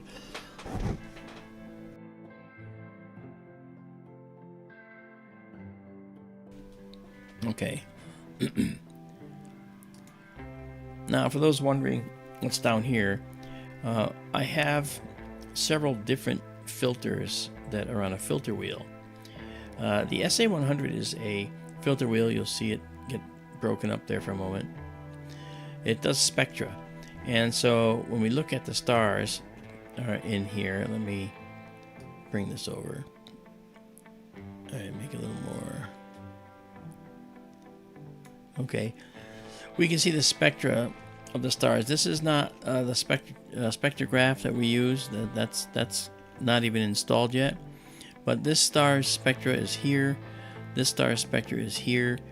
And most of the stars in here are about the same type, because when they have stars in a young cluster, they tend to be mostly the same type. All right. But this the filter actually has to be rotated in the housing, so it's not really showing us a good rendering of the lines that we can see for spectral lines in the star. If they're lined up, it would. If it was spread out properly, it wasn't. It's not. It has to be rotated about 40 degrees to be correct. All right, and then we have open, which is just no filter at all. And of course, we have moonlight. So, and focus will be wrong too, right? The focus is off because it's open. When we focus through a filter, it comes out different. Now you might say, well, we'll take a picture with this. All right, well, let's just do a 20-second shot with this. Just to get one shot, just so you can see. All right, and this is no filter. Now we're using a special filter that knocks out moonlight, knocks out anything else, and there's no light pollution really here. It's very dark here, but with the moon out, it might as well be a blazing spotlight. And you'll see that. Okay, so all right, so as you can see, we don't see the nebula very well at all, yet we saw it beautifully with this particular filter called the UHCS. And that's something that is the reason we use that, is because it does what we want. I have another one here called the radian. Okay, and the radian filter is actually a filter that's specifically for doing views of nebulae like this. You can see that it pulls it in, but I'm going to replace that and get rid of it. The UHCS is more than we need, and we may replace this with a 7-place filter wheel. This is a 5, and the 7 will allow us to use narrowband filters, which will allow us to do hydrogen alpha, sulfur 2, and oxygen 3. What? Different frequencies that will be used to more deeply capture the elements of nebulae and so forth. Okay, so back to our UHCS. That's the basic one, ultra high contrast -S. That is probably the best filter we've had at all for all this. So we're gonna move on now to, as we're coming up more and more, we've got a few things which are kind of cool. Oh, the lagoon. Yeah, you guys want to see the Lagoon Nebula. Yeah, we'll do that. And we'll move on to one more after that. Okay, Lagoon Nebula coming up. There goes the telescope. Yeah, and we aren't guiding anymore because we just got off of it. Yes. Okay. Again, this is a 20-second shot. We're going to go do this. You haven't lived until you've seen the lagoon. Oh, there it is. This is a gorgeous nebula. Let's see. Is this the right direction? It is. Yeah. This is beautiful. The Lagoon Nebula is a stellar nursery, just like the Eagle Nebula that we saw. And it's also full of beautiful dark nebulae as well. Okay. And you'll see that in just a sec. All right, as we kind of just move this around.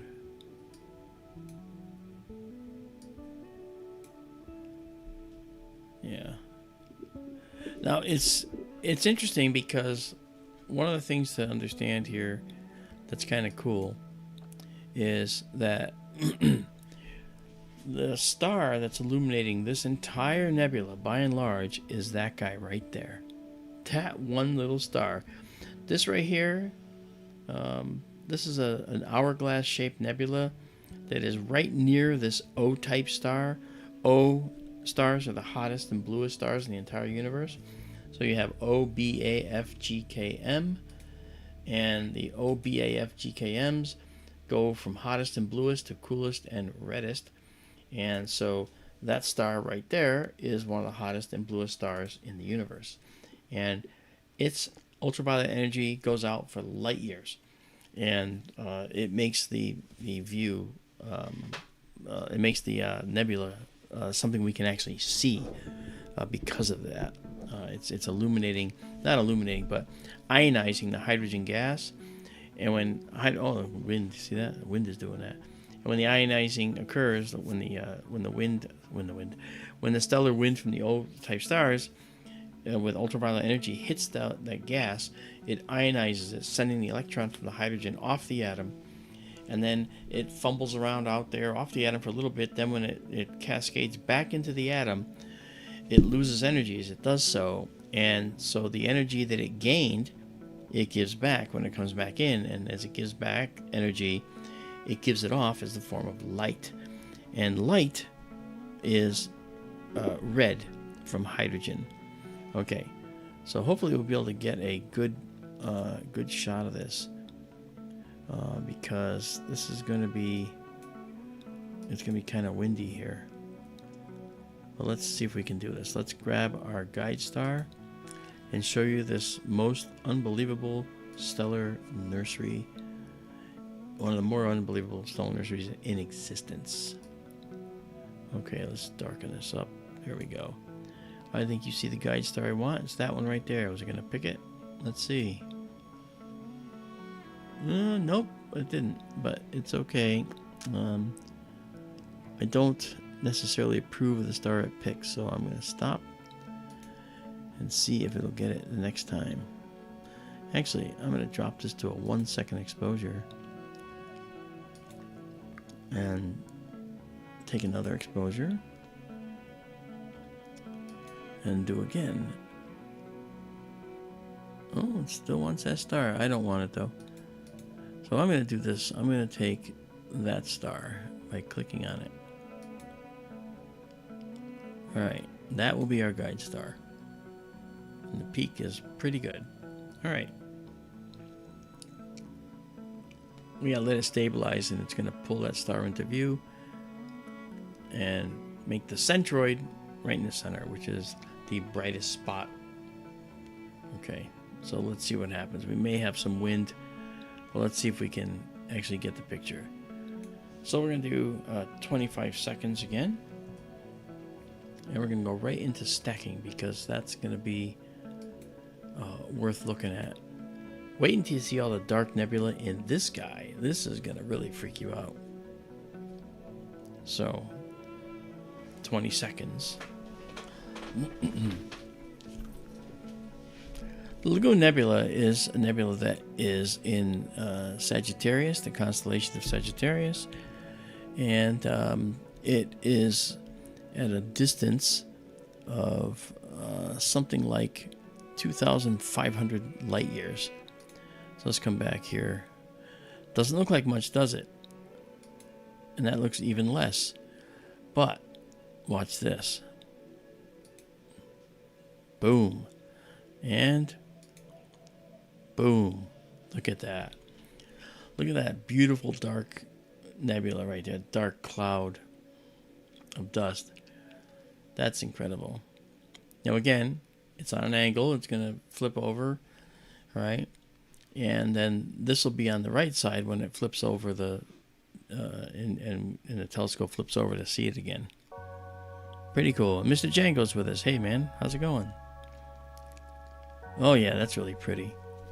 And we're not even seeing the whole thing. This is a massive, massive object. And in this other scope, it would be really pretty to see it, but I don't think we can see it yet.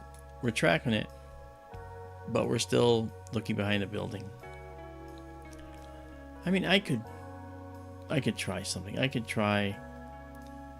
try a 1 second shot, see if we've pulled it out enough. I don't know that we have. No, it's there. Let's see if we can get it.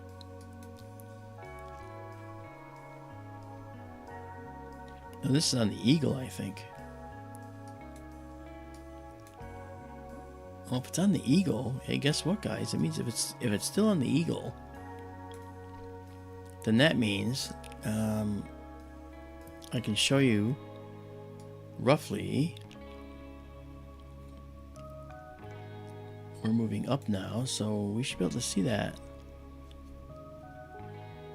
Okay, so that's the Eagle Nebula. I want to show you what the Eagle Nebula. Hey, this will work. Okay. It's good that we actually got it to. We actually got it to show up. This is nice. Yeah, there we go. Let's bring it down a little more. Wrong down. Go the other down. There we go. Okay.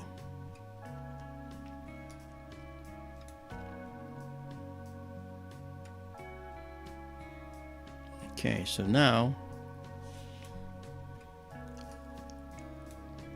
I want you to see what the wide field system sees of the Eagle Nebula. All right. And we should be able to find the guide star in here. As you can see, we've got way more than we ever thought we would need. And I can just pick any one, but I'm going to do this. All right. That's 1 second. Okay, well, let's give it a try. See if it can handle that one. Okay. There's our star. There we go. That's about right. I mean, it could be just a little less, but here's what we're going to do. Again, this is the eagle again, and we're going to do a 20-second shot of the eagle with a telescope that's 20 times faster. And we'll see if we're going to be able to see it or see part of the wall. We may be able to process out the wall. But I want you to see the difference in talking about the pillars of creation, which are tiny little things in here. All right, so let's check it out. It came up high enough during the course of the evening here. So let's take this out.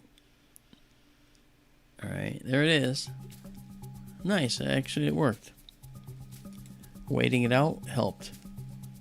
Okay, look at all the nebula in here. This is all nebula. Now let me zoom on our histogram. By the way, we're still capturing the other. So here is our curve. See that? And we want to move this down here, and then move the black level up the curve, but not past the middle. And look at that. There is our pillars of creation. See them? Right there? This is the wide field view. Okay. And this is what this telescope excels at. It excels at showing us massive nebulae in the sky, whereas we only saw the middle part here with the other telescope. Okay, this telescope allows us to see all the other detail. Now, if we close into the same size, you'll notice it's really kind of difficult. All right, now we only have 4 stacked right now, but it's meant to be showing us the extreme expanse of this nebula around this area. So that's why it looks like this. All right, and as we move that mid-level line in right there, it brings in more of the faint detail outside, as you'll see. Look at that. So now all this stuff is showing up. You'll notice now it all starts to make a little more sense. This is all dark dust in here. All of this is dark dust, and it's overlaying a bright nebula here and passing in front of it, which is what makes these features that you see. You know, isn't that cool? So we'll let that percolate a little while. I'm going to actually darken it up. I'm now going to annotate this as well. Okay, there we go. M16 Eagle Nebula. I'm going to set the target name. Save with annotations.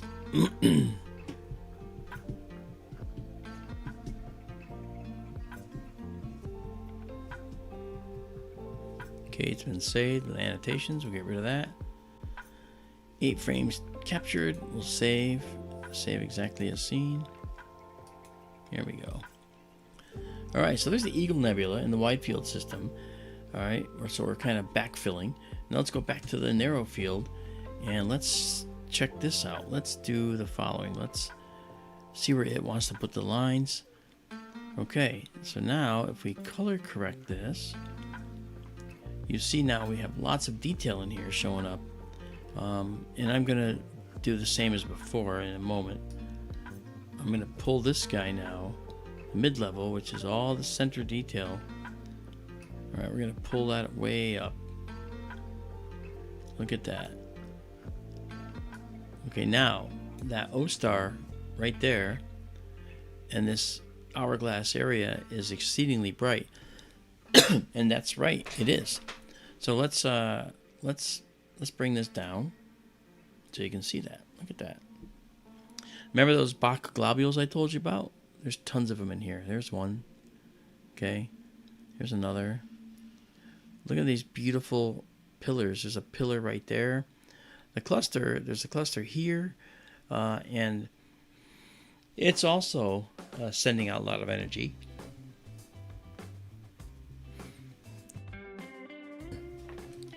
Water break. Wow. All right. Now over here, we still have our Eagle Nebula percolating away. We have 13. Again, 20 seconds. We're seeing nebulae that have taken traditionally many minutes to, half an hour to record, and we're doing it in 20 seconds. We literally have two observatories running in tandem right now. So let's go to 15 and we'll save it and then move on to the lagoon so you can see what the lagoon looks like in this one. And then you can see the full extent. Okay, there's 15. So we're going to save this now as the Eagle Nebula. Save it exactly as seen. Alright.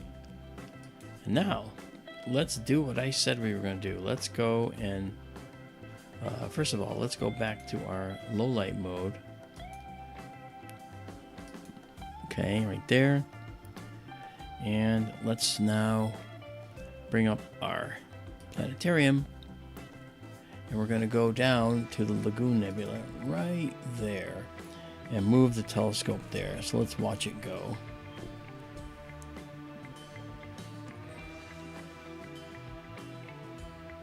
There it is. Okay.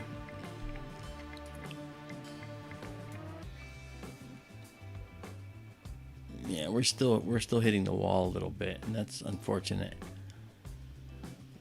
It has to get higher, but we can still get something out of this. What this will do for you is it'll show you the difference between the sizes of each field. Okay, and that's kind of very important. Man, I've got like creatures flying around up here, huh?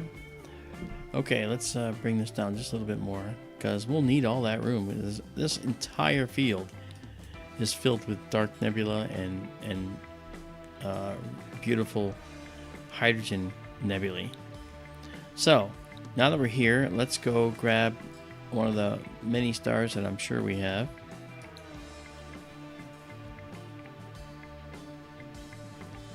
Let's stop this first.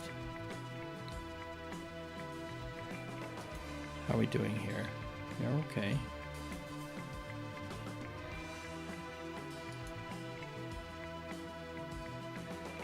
Why are we in a negative mode? I don't understand this.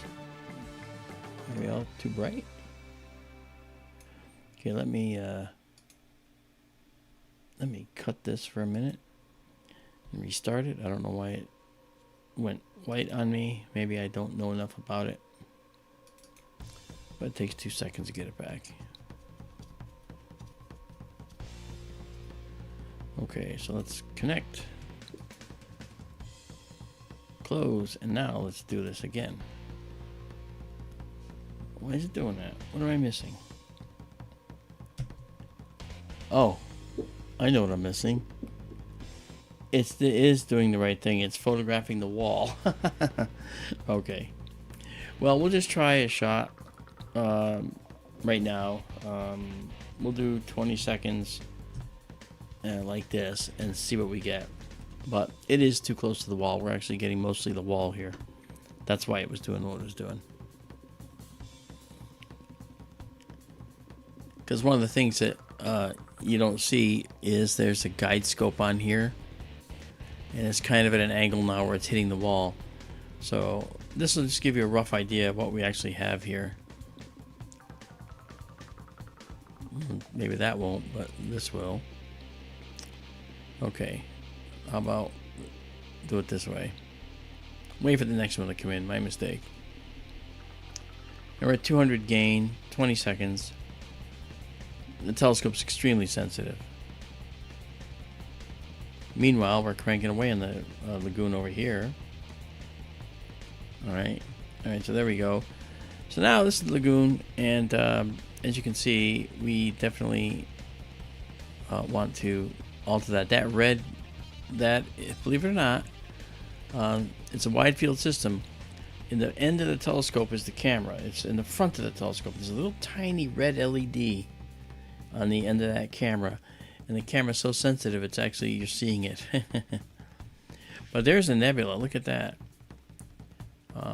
Now as we get more, we can kind of process a little better. Let's do the same thing as before. Let's pull this way down here.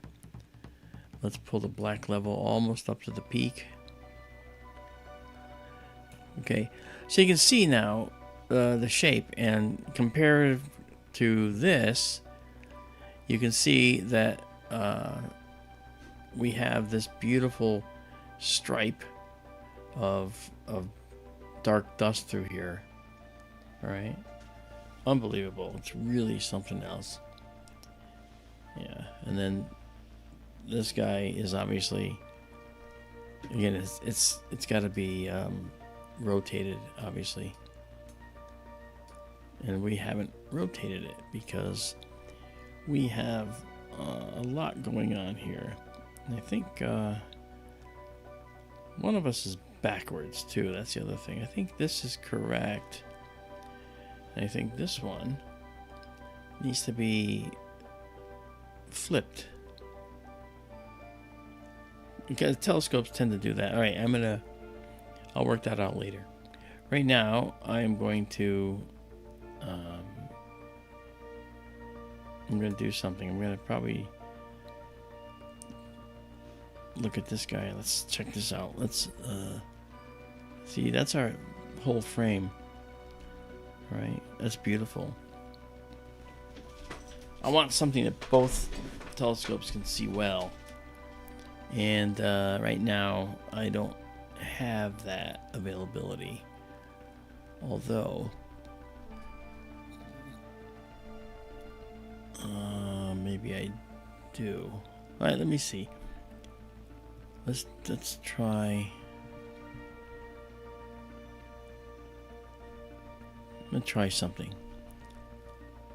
Okay.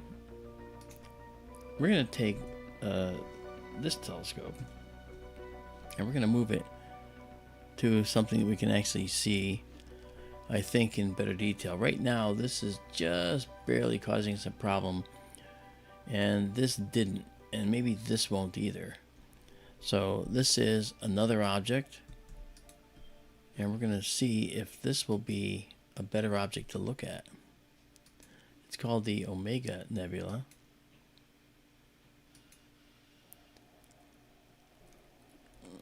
There it is. Sort of half in. It's doing a 20-second exposure, so let's do this. You'll see the omegas up at the top. And we're going to bring that down into the view. So I think that's the...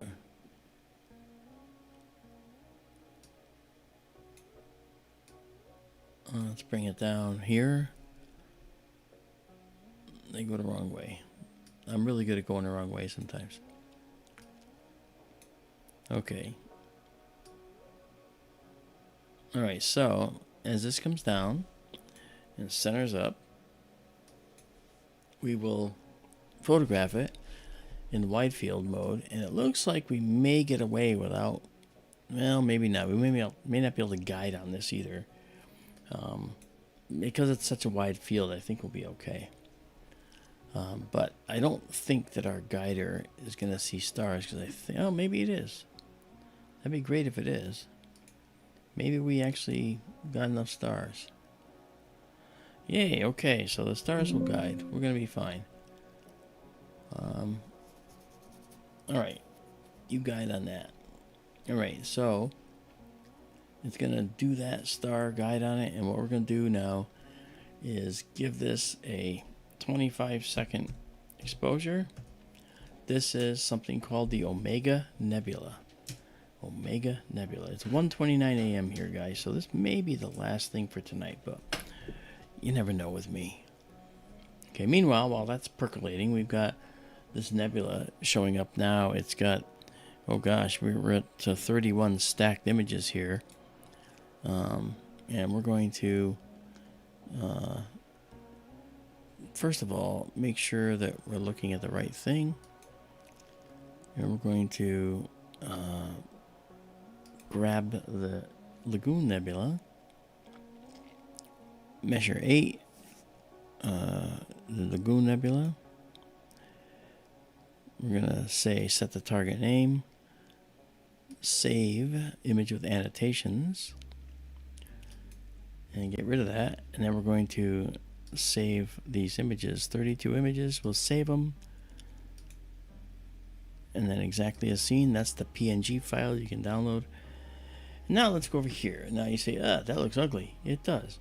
But we're going to do this. We're going to take our live stack here, all right, and come out of that and do a 25-second photo of another nebula that I really like called the Omega Nebula. And boom. Now, we notice in one shot we've got color that's always wrong, so we have to wait for the second shot to come in. This will be the wrong thing. It won't do very well here, but it comes close. Okay, we still have a little bit of the roof here showing up as sort of a red thing, but the next shot here we're gonna at least clear up these lines. There we go. And this is not, from here over is still part of the roof, but this is the coolest nebula, and we're going to look at it with the other telescope too, which can see it better. It's called the Omega, and I'm going to just drag this down. This is the midline. This is the middle data, and we're going to take that down, and it's going to give us a different view. It's going to allow us to see the complexity going on in here. All right, and this telescope, we're going to be able to see that as well. So we're going to come over here and redock. There we go. And we'll save at 35. Save exactly as seen. All right, and then we'll come out and go into our low light mode and find our way down to the Omega Nebula, which is quite it's going to be a little higher up at this point. So that's where we are, and we're going to be looking at the Omega Nebula right there, and we'll see it in just a minute. You'll watch this come in there like that. Telescope moves a little bit. There's the Omega Nebula. And my system is complaining. Okay. All right. It'll stop when it's centered. There it is. And now you're going to see detail that's just incredible. Kathy, thank you so much. That's so kind of you. We are having a good stream, isn't it? It's really pretty out there. Looking great. So let's bring it down.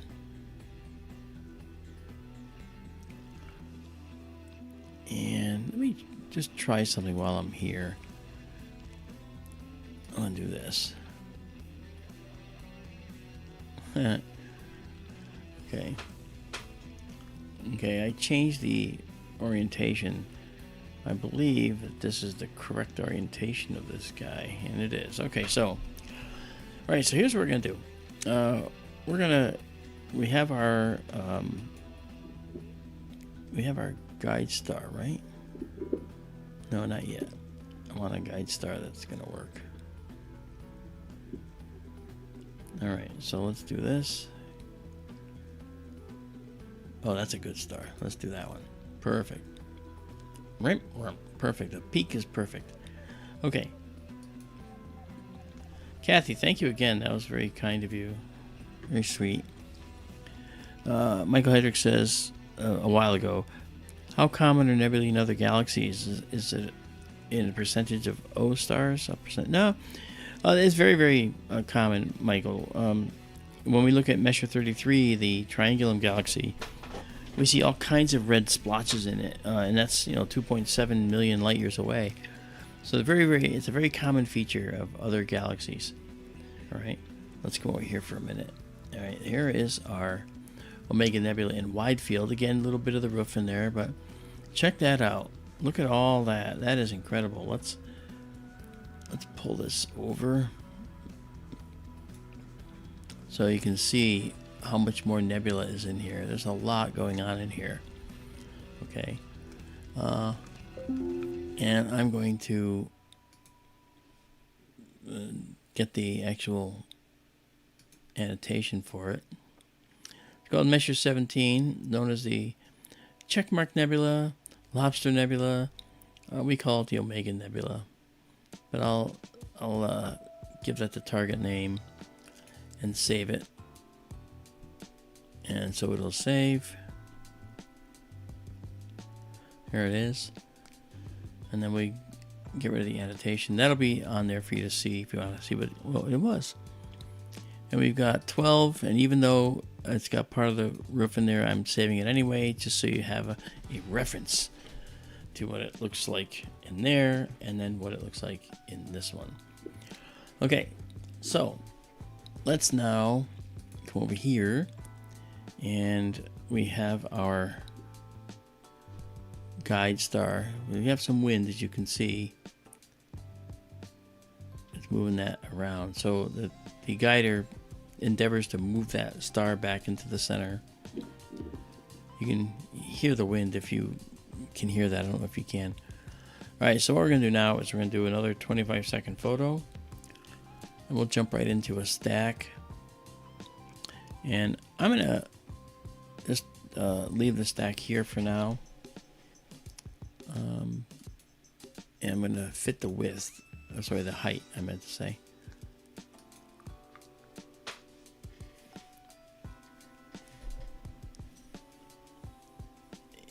Mr. Django says the red in the picture looks quite good. You know, the red on this side, this red from here over is because it's impinging on the roof of the building a little bit. But this red is good. You know, it's pretty good. Now here's our other view. Now our black level's way on the right side of the peak, so we have to move it over. So we can do that quickly and get that. All right, but we take out this and then we get that. Right, now you'll see all this complexity in here, and if we color correct that, you'll see that it looks like this. And this is the Omega Nebula. Now, again, another star formation region, and the Omega Nebula, most of the interesting stuff is right in here. Again, this is all dark dust in here. I know it looks just like blank stuff. It's not like it's gas that's being ionized and it's just near here. See how much brighter that just got when we add another stack frame? But this black stuff is actually up in the front, obscuring the nebula behind it. And that's how that works. I know that doesn't look it. It looks like this is a hole, but this is a black stuff sitting in front of this bright nebula that's behind here. Okay? Now, let's do what I've done this before, and then we're going to drop that down and allow us to do this. Now, I will do a quick process here. Pull that up to just short of the peak and move this over just a little more so we can start to see the detail. Look at that. That's incredible. And we'll set it up now. And this is the M17 Checkmark Nebula, as I said. We'll set that target name as we did in this view. Okay. And we'll set that to the target name. So now we'll save it with annotations, which we just did. And I'll save it to get we got 6 of them in here already. We're going to save it with annotations. Oh, sorry, save it exactly as seen. Ah, that's pretty, isn't it? That is just beautiful. You gotta admit, the universe is gorgeous. And hopefully you can see why I'm so enamored with this, huh? Nicola, it is amazing, isn't it? I can try something too. I can under process it a little bit to see if we can enrich in the colors a little, and that kind of works. Hein Sherry is saying hello.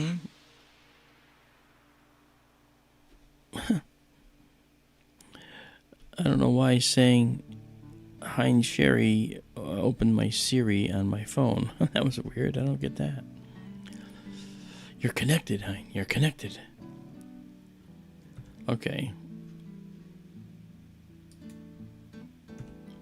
Right, it's beautiful. But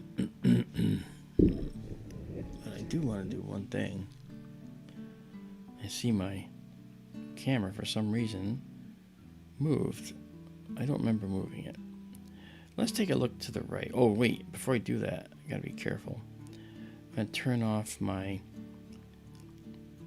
IR lights so that we're not hurting the imagery of the other astronomer next door. Because you can see with his telescope here, okay, he's looking up in the sky right there. Okay, see him right there, his telescope? And down the line there, we're going to have a telescope that big, actually, same exact size, in another building here, hopefully in just a couple months. And that's the one that the scientist has donated to us, which is incredible.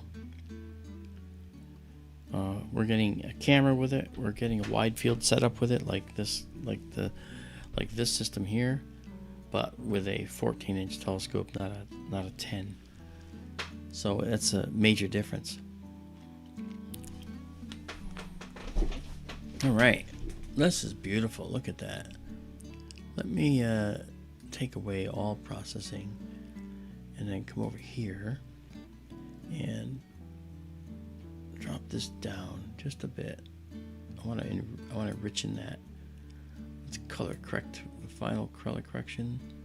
There we go. Very rich. Look at that. Holy cow. Now, you see all that detail in there? All right, this is the Omega Nebula as seen by the narrow field system, as shown right here, narrow field. Okay. Now if we go to the wide field system, same nebula. Okay. And all the detail we were looking at is in here. Okay. And we can't really see it too well, but we see the vast array of nebulae in here. And that's what this telescope is best at. Okay, so if I move this over,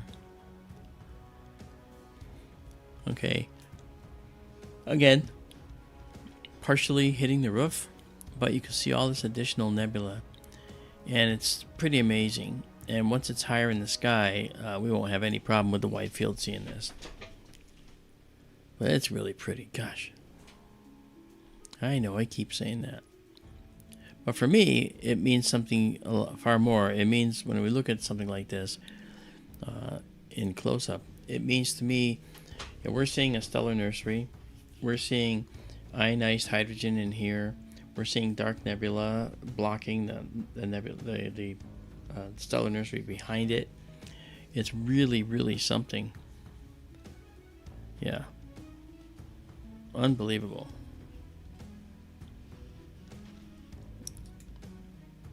Unbelievable.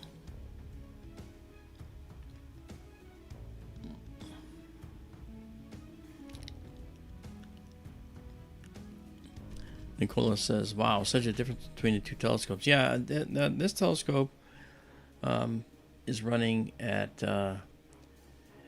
f6 or so, and this telescope is running at f1.8. So that means it's 25 times or so faster than this telescope, the narrow field. But as you can see, this telescope's an inch larger in diameter than the other one. This is an 11-inch diameter telescope, and this one was our old mainstay, which is a 10-inch diameter telescope, and we're swapping that out for a 14 soon, and that's gonna be a game changer, because once you get to 14 or so, your world changes. Everything changes. the things you can see and the availability of objects to you changes dramatically. So it's going to be just incredible. I'm looking forward to that. Okay. You know what? I got to tell you something too.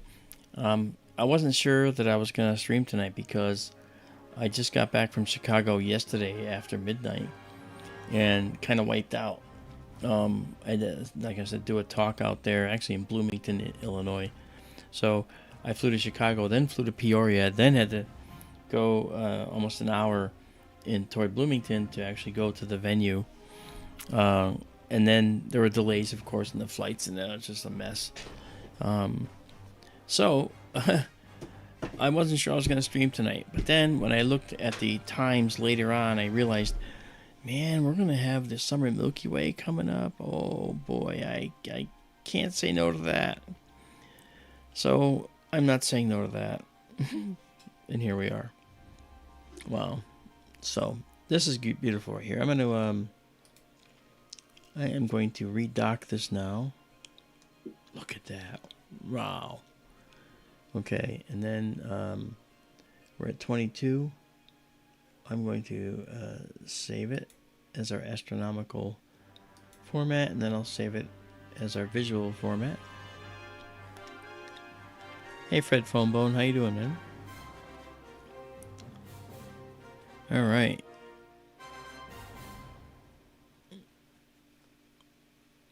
Steven, or Mr. Django, says, It never fails to amaze me, I believe you're saying, every time I look up to see the never-ending growth of the universe. Exactly.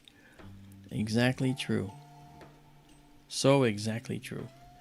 You know, I could actually increase the size of this, but that's kind of cool. But then if we do this, yeah, look at that's neat. And you can see details down in here. This is stuff we don't get to see in this view because this view, again, is meant for wide field views.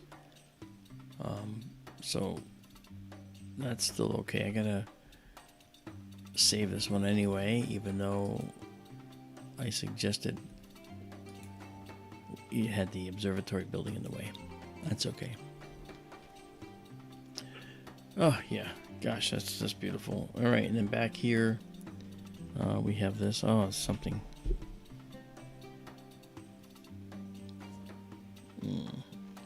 Stars are perfect. Guiding is perfect. Overcoming the wind very well, which is really nice.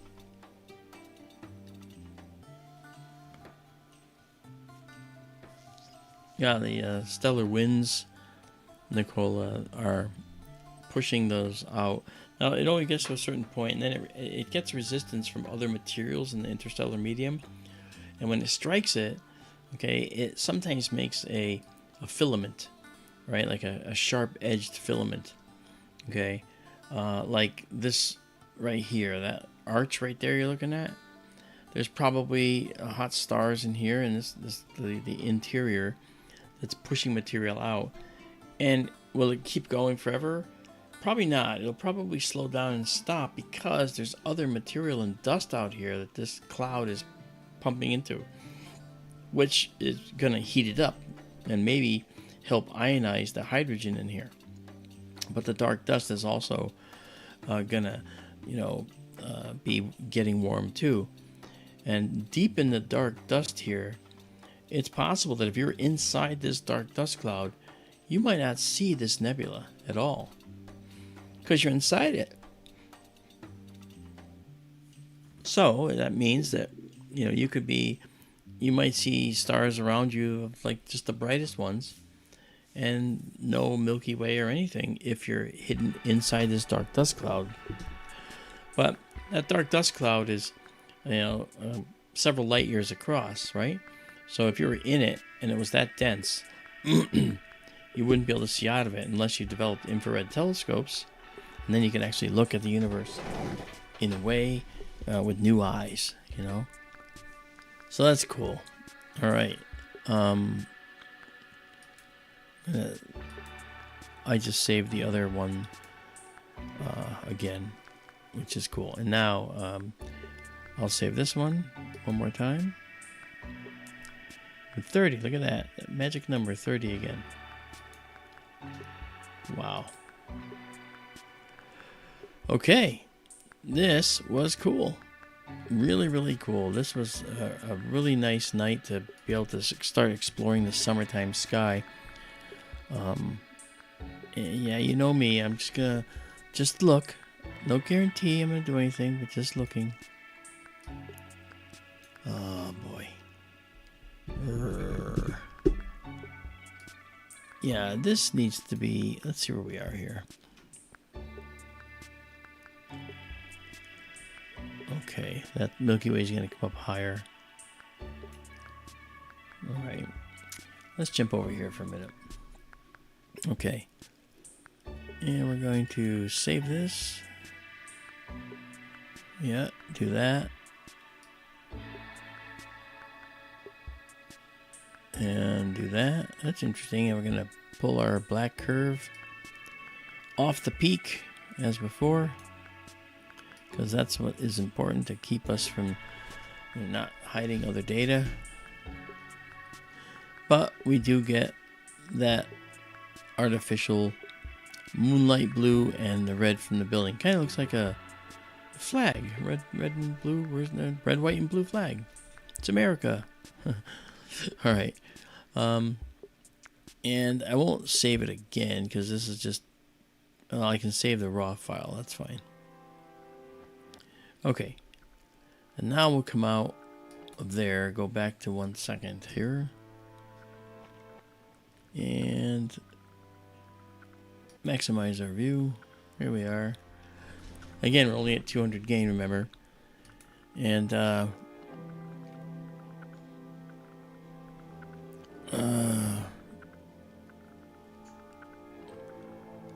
now let's see where we are.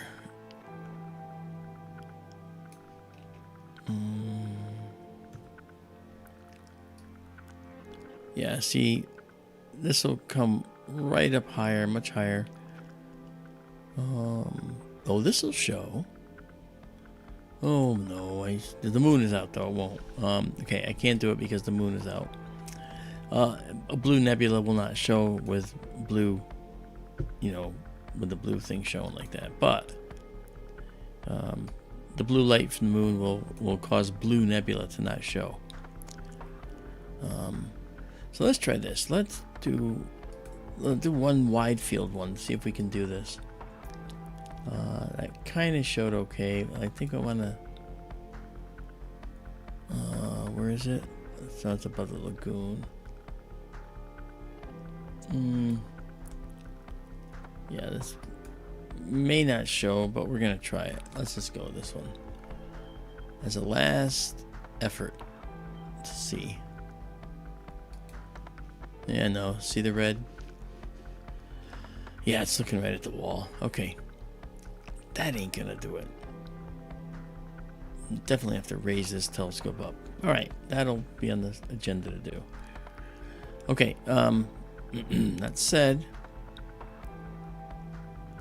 I'm gonna try a 25-second shot anyway. I'm not even guiding it.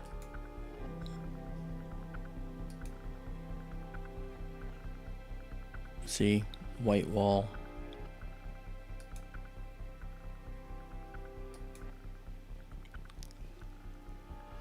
White wall. No. Well, let's see what we get. I want to kind of give you a hint of what's coming here. If this will work. Well, didn't work. All right. Maybe if I do that. Yeah, we got too much red. But what I'll do is I'm going to bring up the live stack, and then we'll see if we can give just a hint of what's coming. Yeah, that's worse. Oh, yeah, not gonna work. That's alright. Yeah, I can't show it to you. because the building is in the way. Shades of the Sonoran scope when it was there. Let's at least get the curves figured out here. Let's do this. And pull this down. And get some contrast.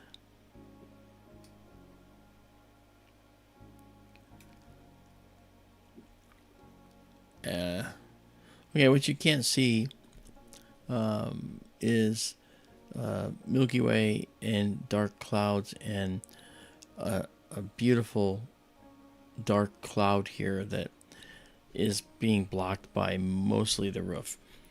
Okay, can't do it, but that's good because I probably should get some sleep. That said, I do want to let you see the closing process here as usual. So what we're going to do is we're going to park the scope now.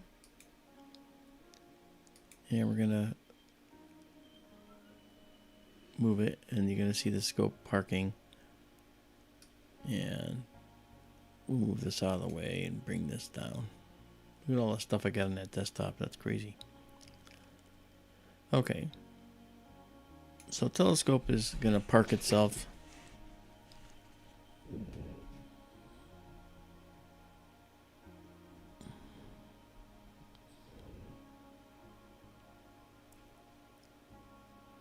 Okay, it's almost there. So it goes down below the level of the roof. And there it is. It stopped there. Okay, so that one's parked and we can disconnect. All right, and then we go black on that. And now, over... you didn't even see it. It was over here. I was showing you and you didn't even see it. Why didn't you tell me?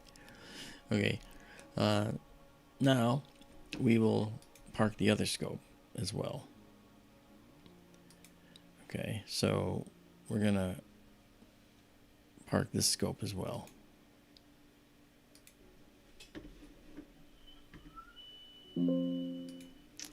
Oh yes, and probably should tell it to stop trying to take images. And you'll see that it's gonna move down.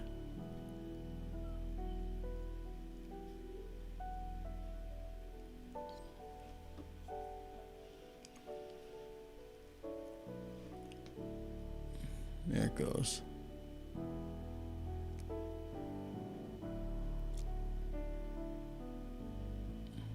Okay.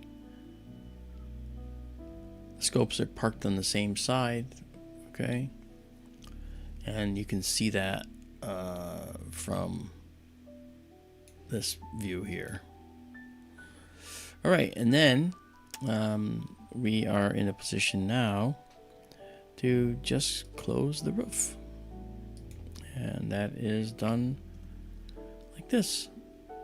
After I turn off the power, though, I can't turn off power to both systems. So power to the narrow field system is shut down. And the power to the wide field, wide field is now shut down. And so I can close the observatory over in here and the other one, and you'll see the roof come right at you. Here it comes. Look out, it's coming right for us. Yeah, it's kind of doing gets a little messy sometimes. Of course, as soon as it's done, it'll sharpen right up and say, I'm back. Like that. Okay. And then we'll just move it around and look up in the sky. You have the moon up there. But even with the moon, you can see the Milky Way. You can't see it now because it's behind the building. But you'll basically see the Milky Way there. It's just stunning. Okay. So, there is the moon.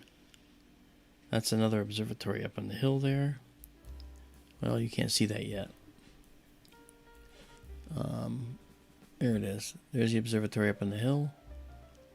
Okay, there's another one here. And that's the Geosynchronous Satellite Study Observatory. There's 30 telescopes pointing at all different spots in the sky. And they look at geosynchronous satellites all night long to see their movements. And they do move, but they make little figure eights and all that. Okay, well, anyway, I would say that we are at the point where we can go to bed. So I hope you guys had a good time tonight. I want to thank you for coming. And I am confident that we'll be doing this again. I'm also going to be looking at doing a beautiful stream on Friday night if we can. But before we go, I do want to say hi to Vera Popel from Sweden. She is in our chat, and I'm glad you are here. I met Vera at Contact in the Desert. What a wonderful person she is. And so I'm glad that she joined us tonight. Thank you, Vera, for coming out. Nice to see you. And nice to see the other new people that came in from for the first time. And I think Fu Man Blue joined us for the first time tonight. Nice to see you. And we have, let's see, anybody else join us tonight for the first time? I'm looking and looking and looking. And I think that's it. If I missed you, I'm sorry. And once again, Kathy, thank you for that donation. That was very kind. What a sweet donation. A sweet person. And NPR TVG, who's that? Where did I miss you? Okay. Well, I guess I must have missed you. Well, in any case, thank you for joining us. And make sure you subscribe. Everything's free. And go to skytourlive.org if you want to see the pictures we took tonight and download them for yourself. They're all free. And you can join our Patreon if you so desire. And if you join our Patreon, you will get the benefits that other Patreon members get, which is they get these beautiful finished images, depending on their Patreon level. And we're working on swag, too. And we're going to get you things like mugs and T-shirts and things for certain levels. So, anyway, you guys have a good night. I am heading to bed. It's 2 a.m. here. And I need to get my 4 hours rest before I have to get up again. All right, folks. You have a good night. I will talk to you soon. Thank you for coming out. So, goodbye, bye. All of you. Bye-bye.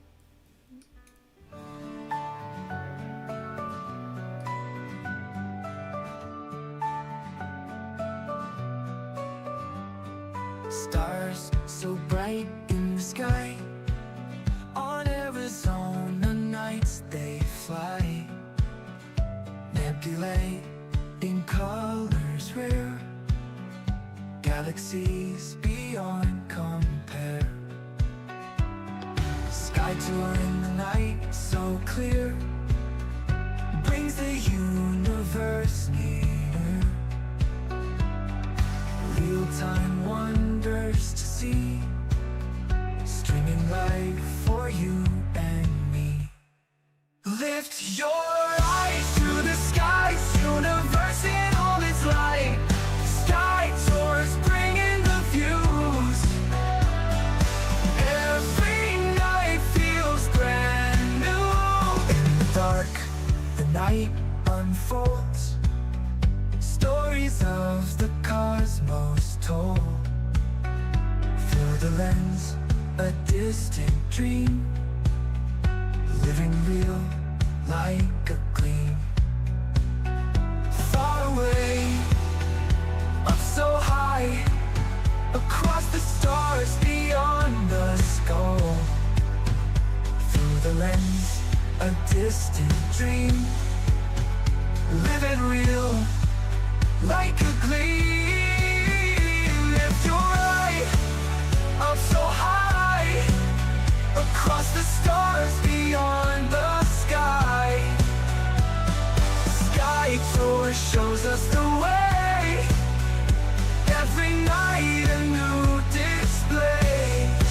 Lift your eyes to the skies, universe in all its light. Sky tour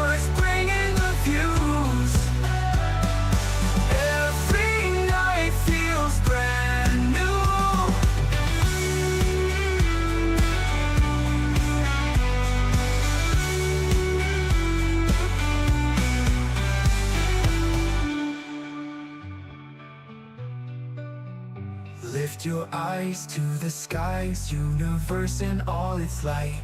Sky tours bringing the view.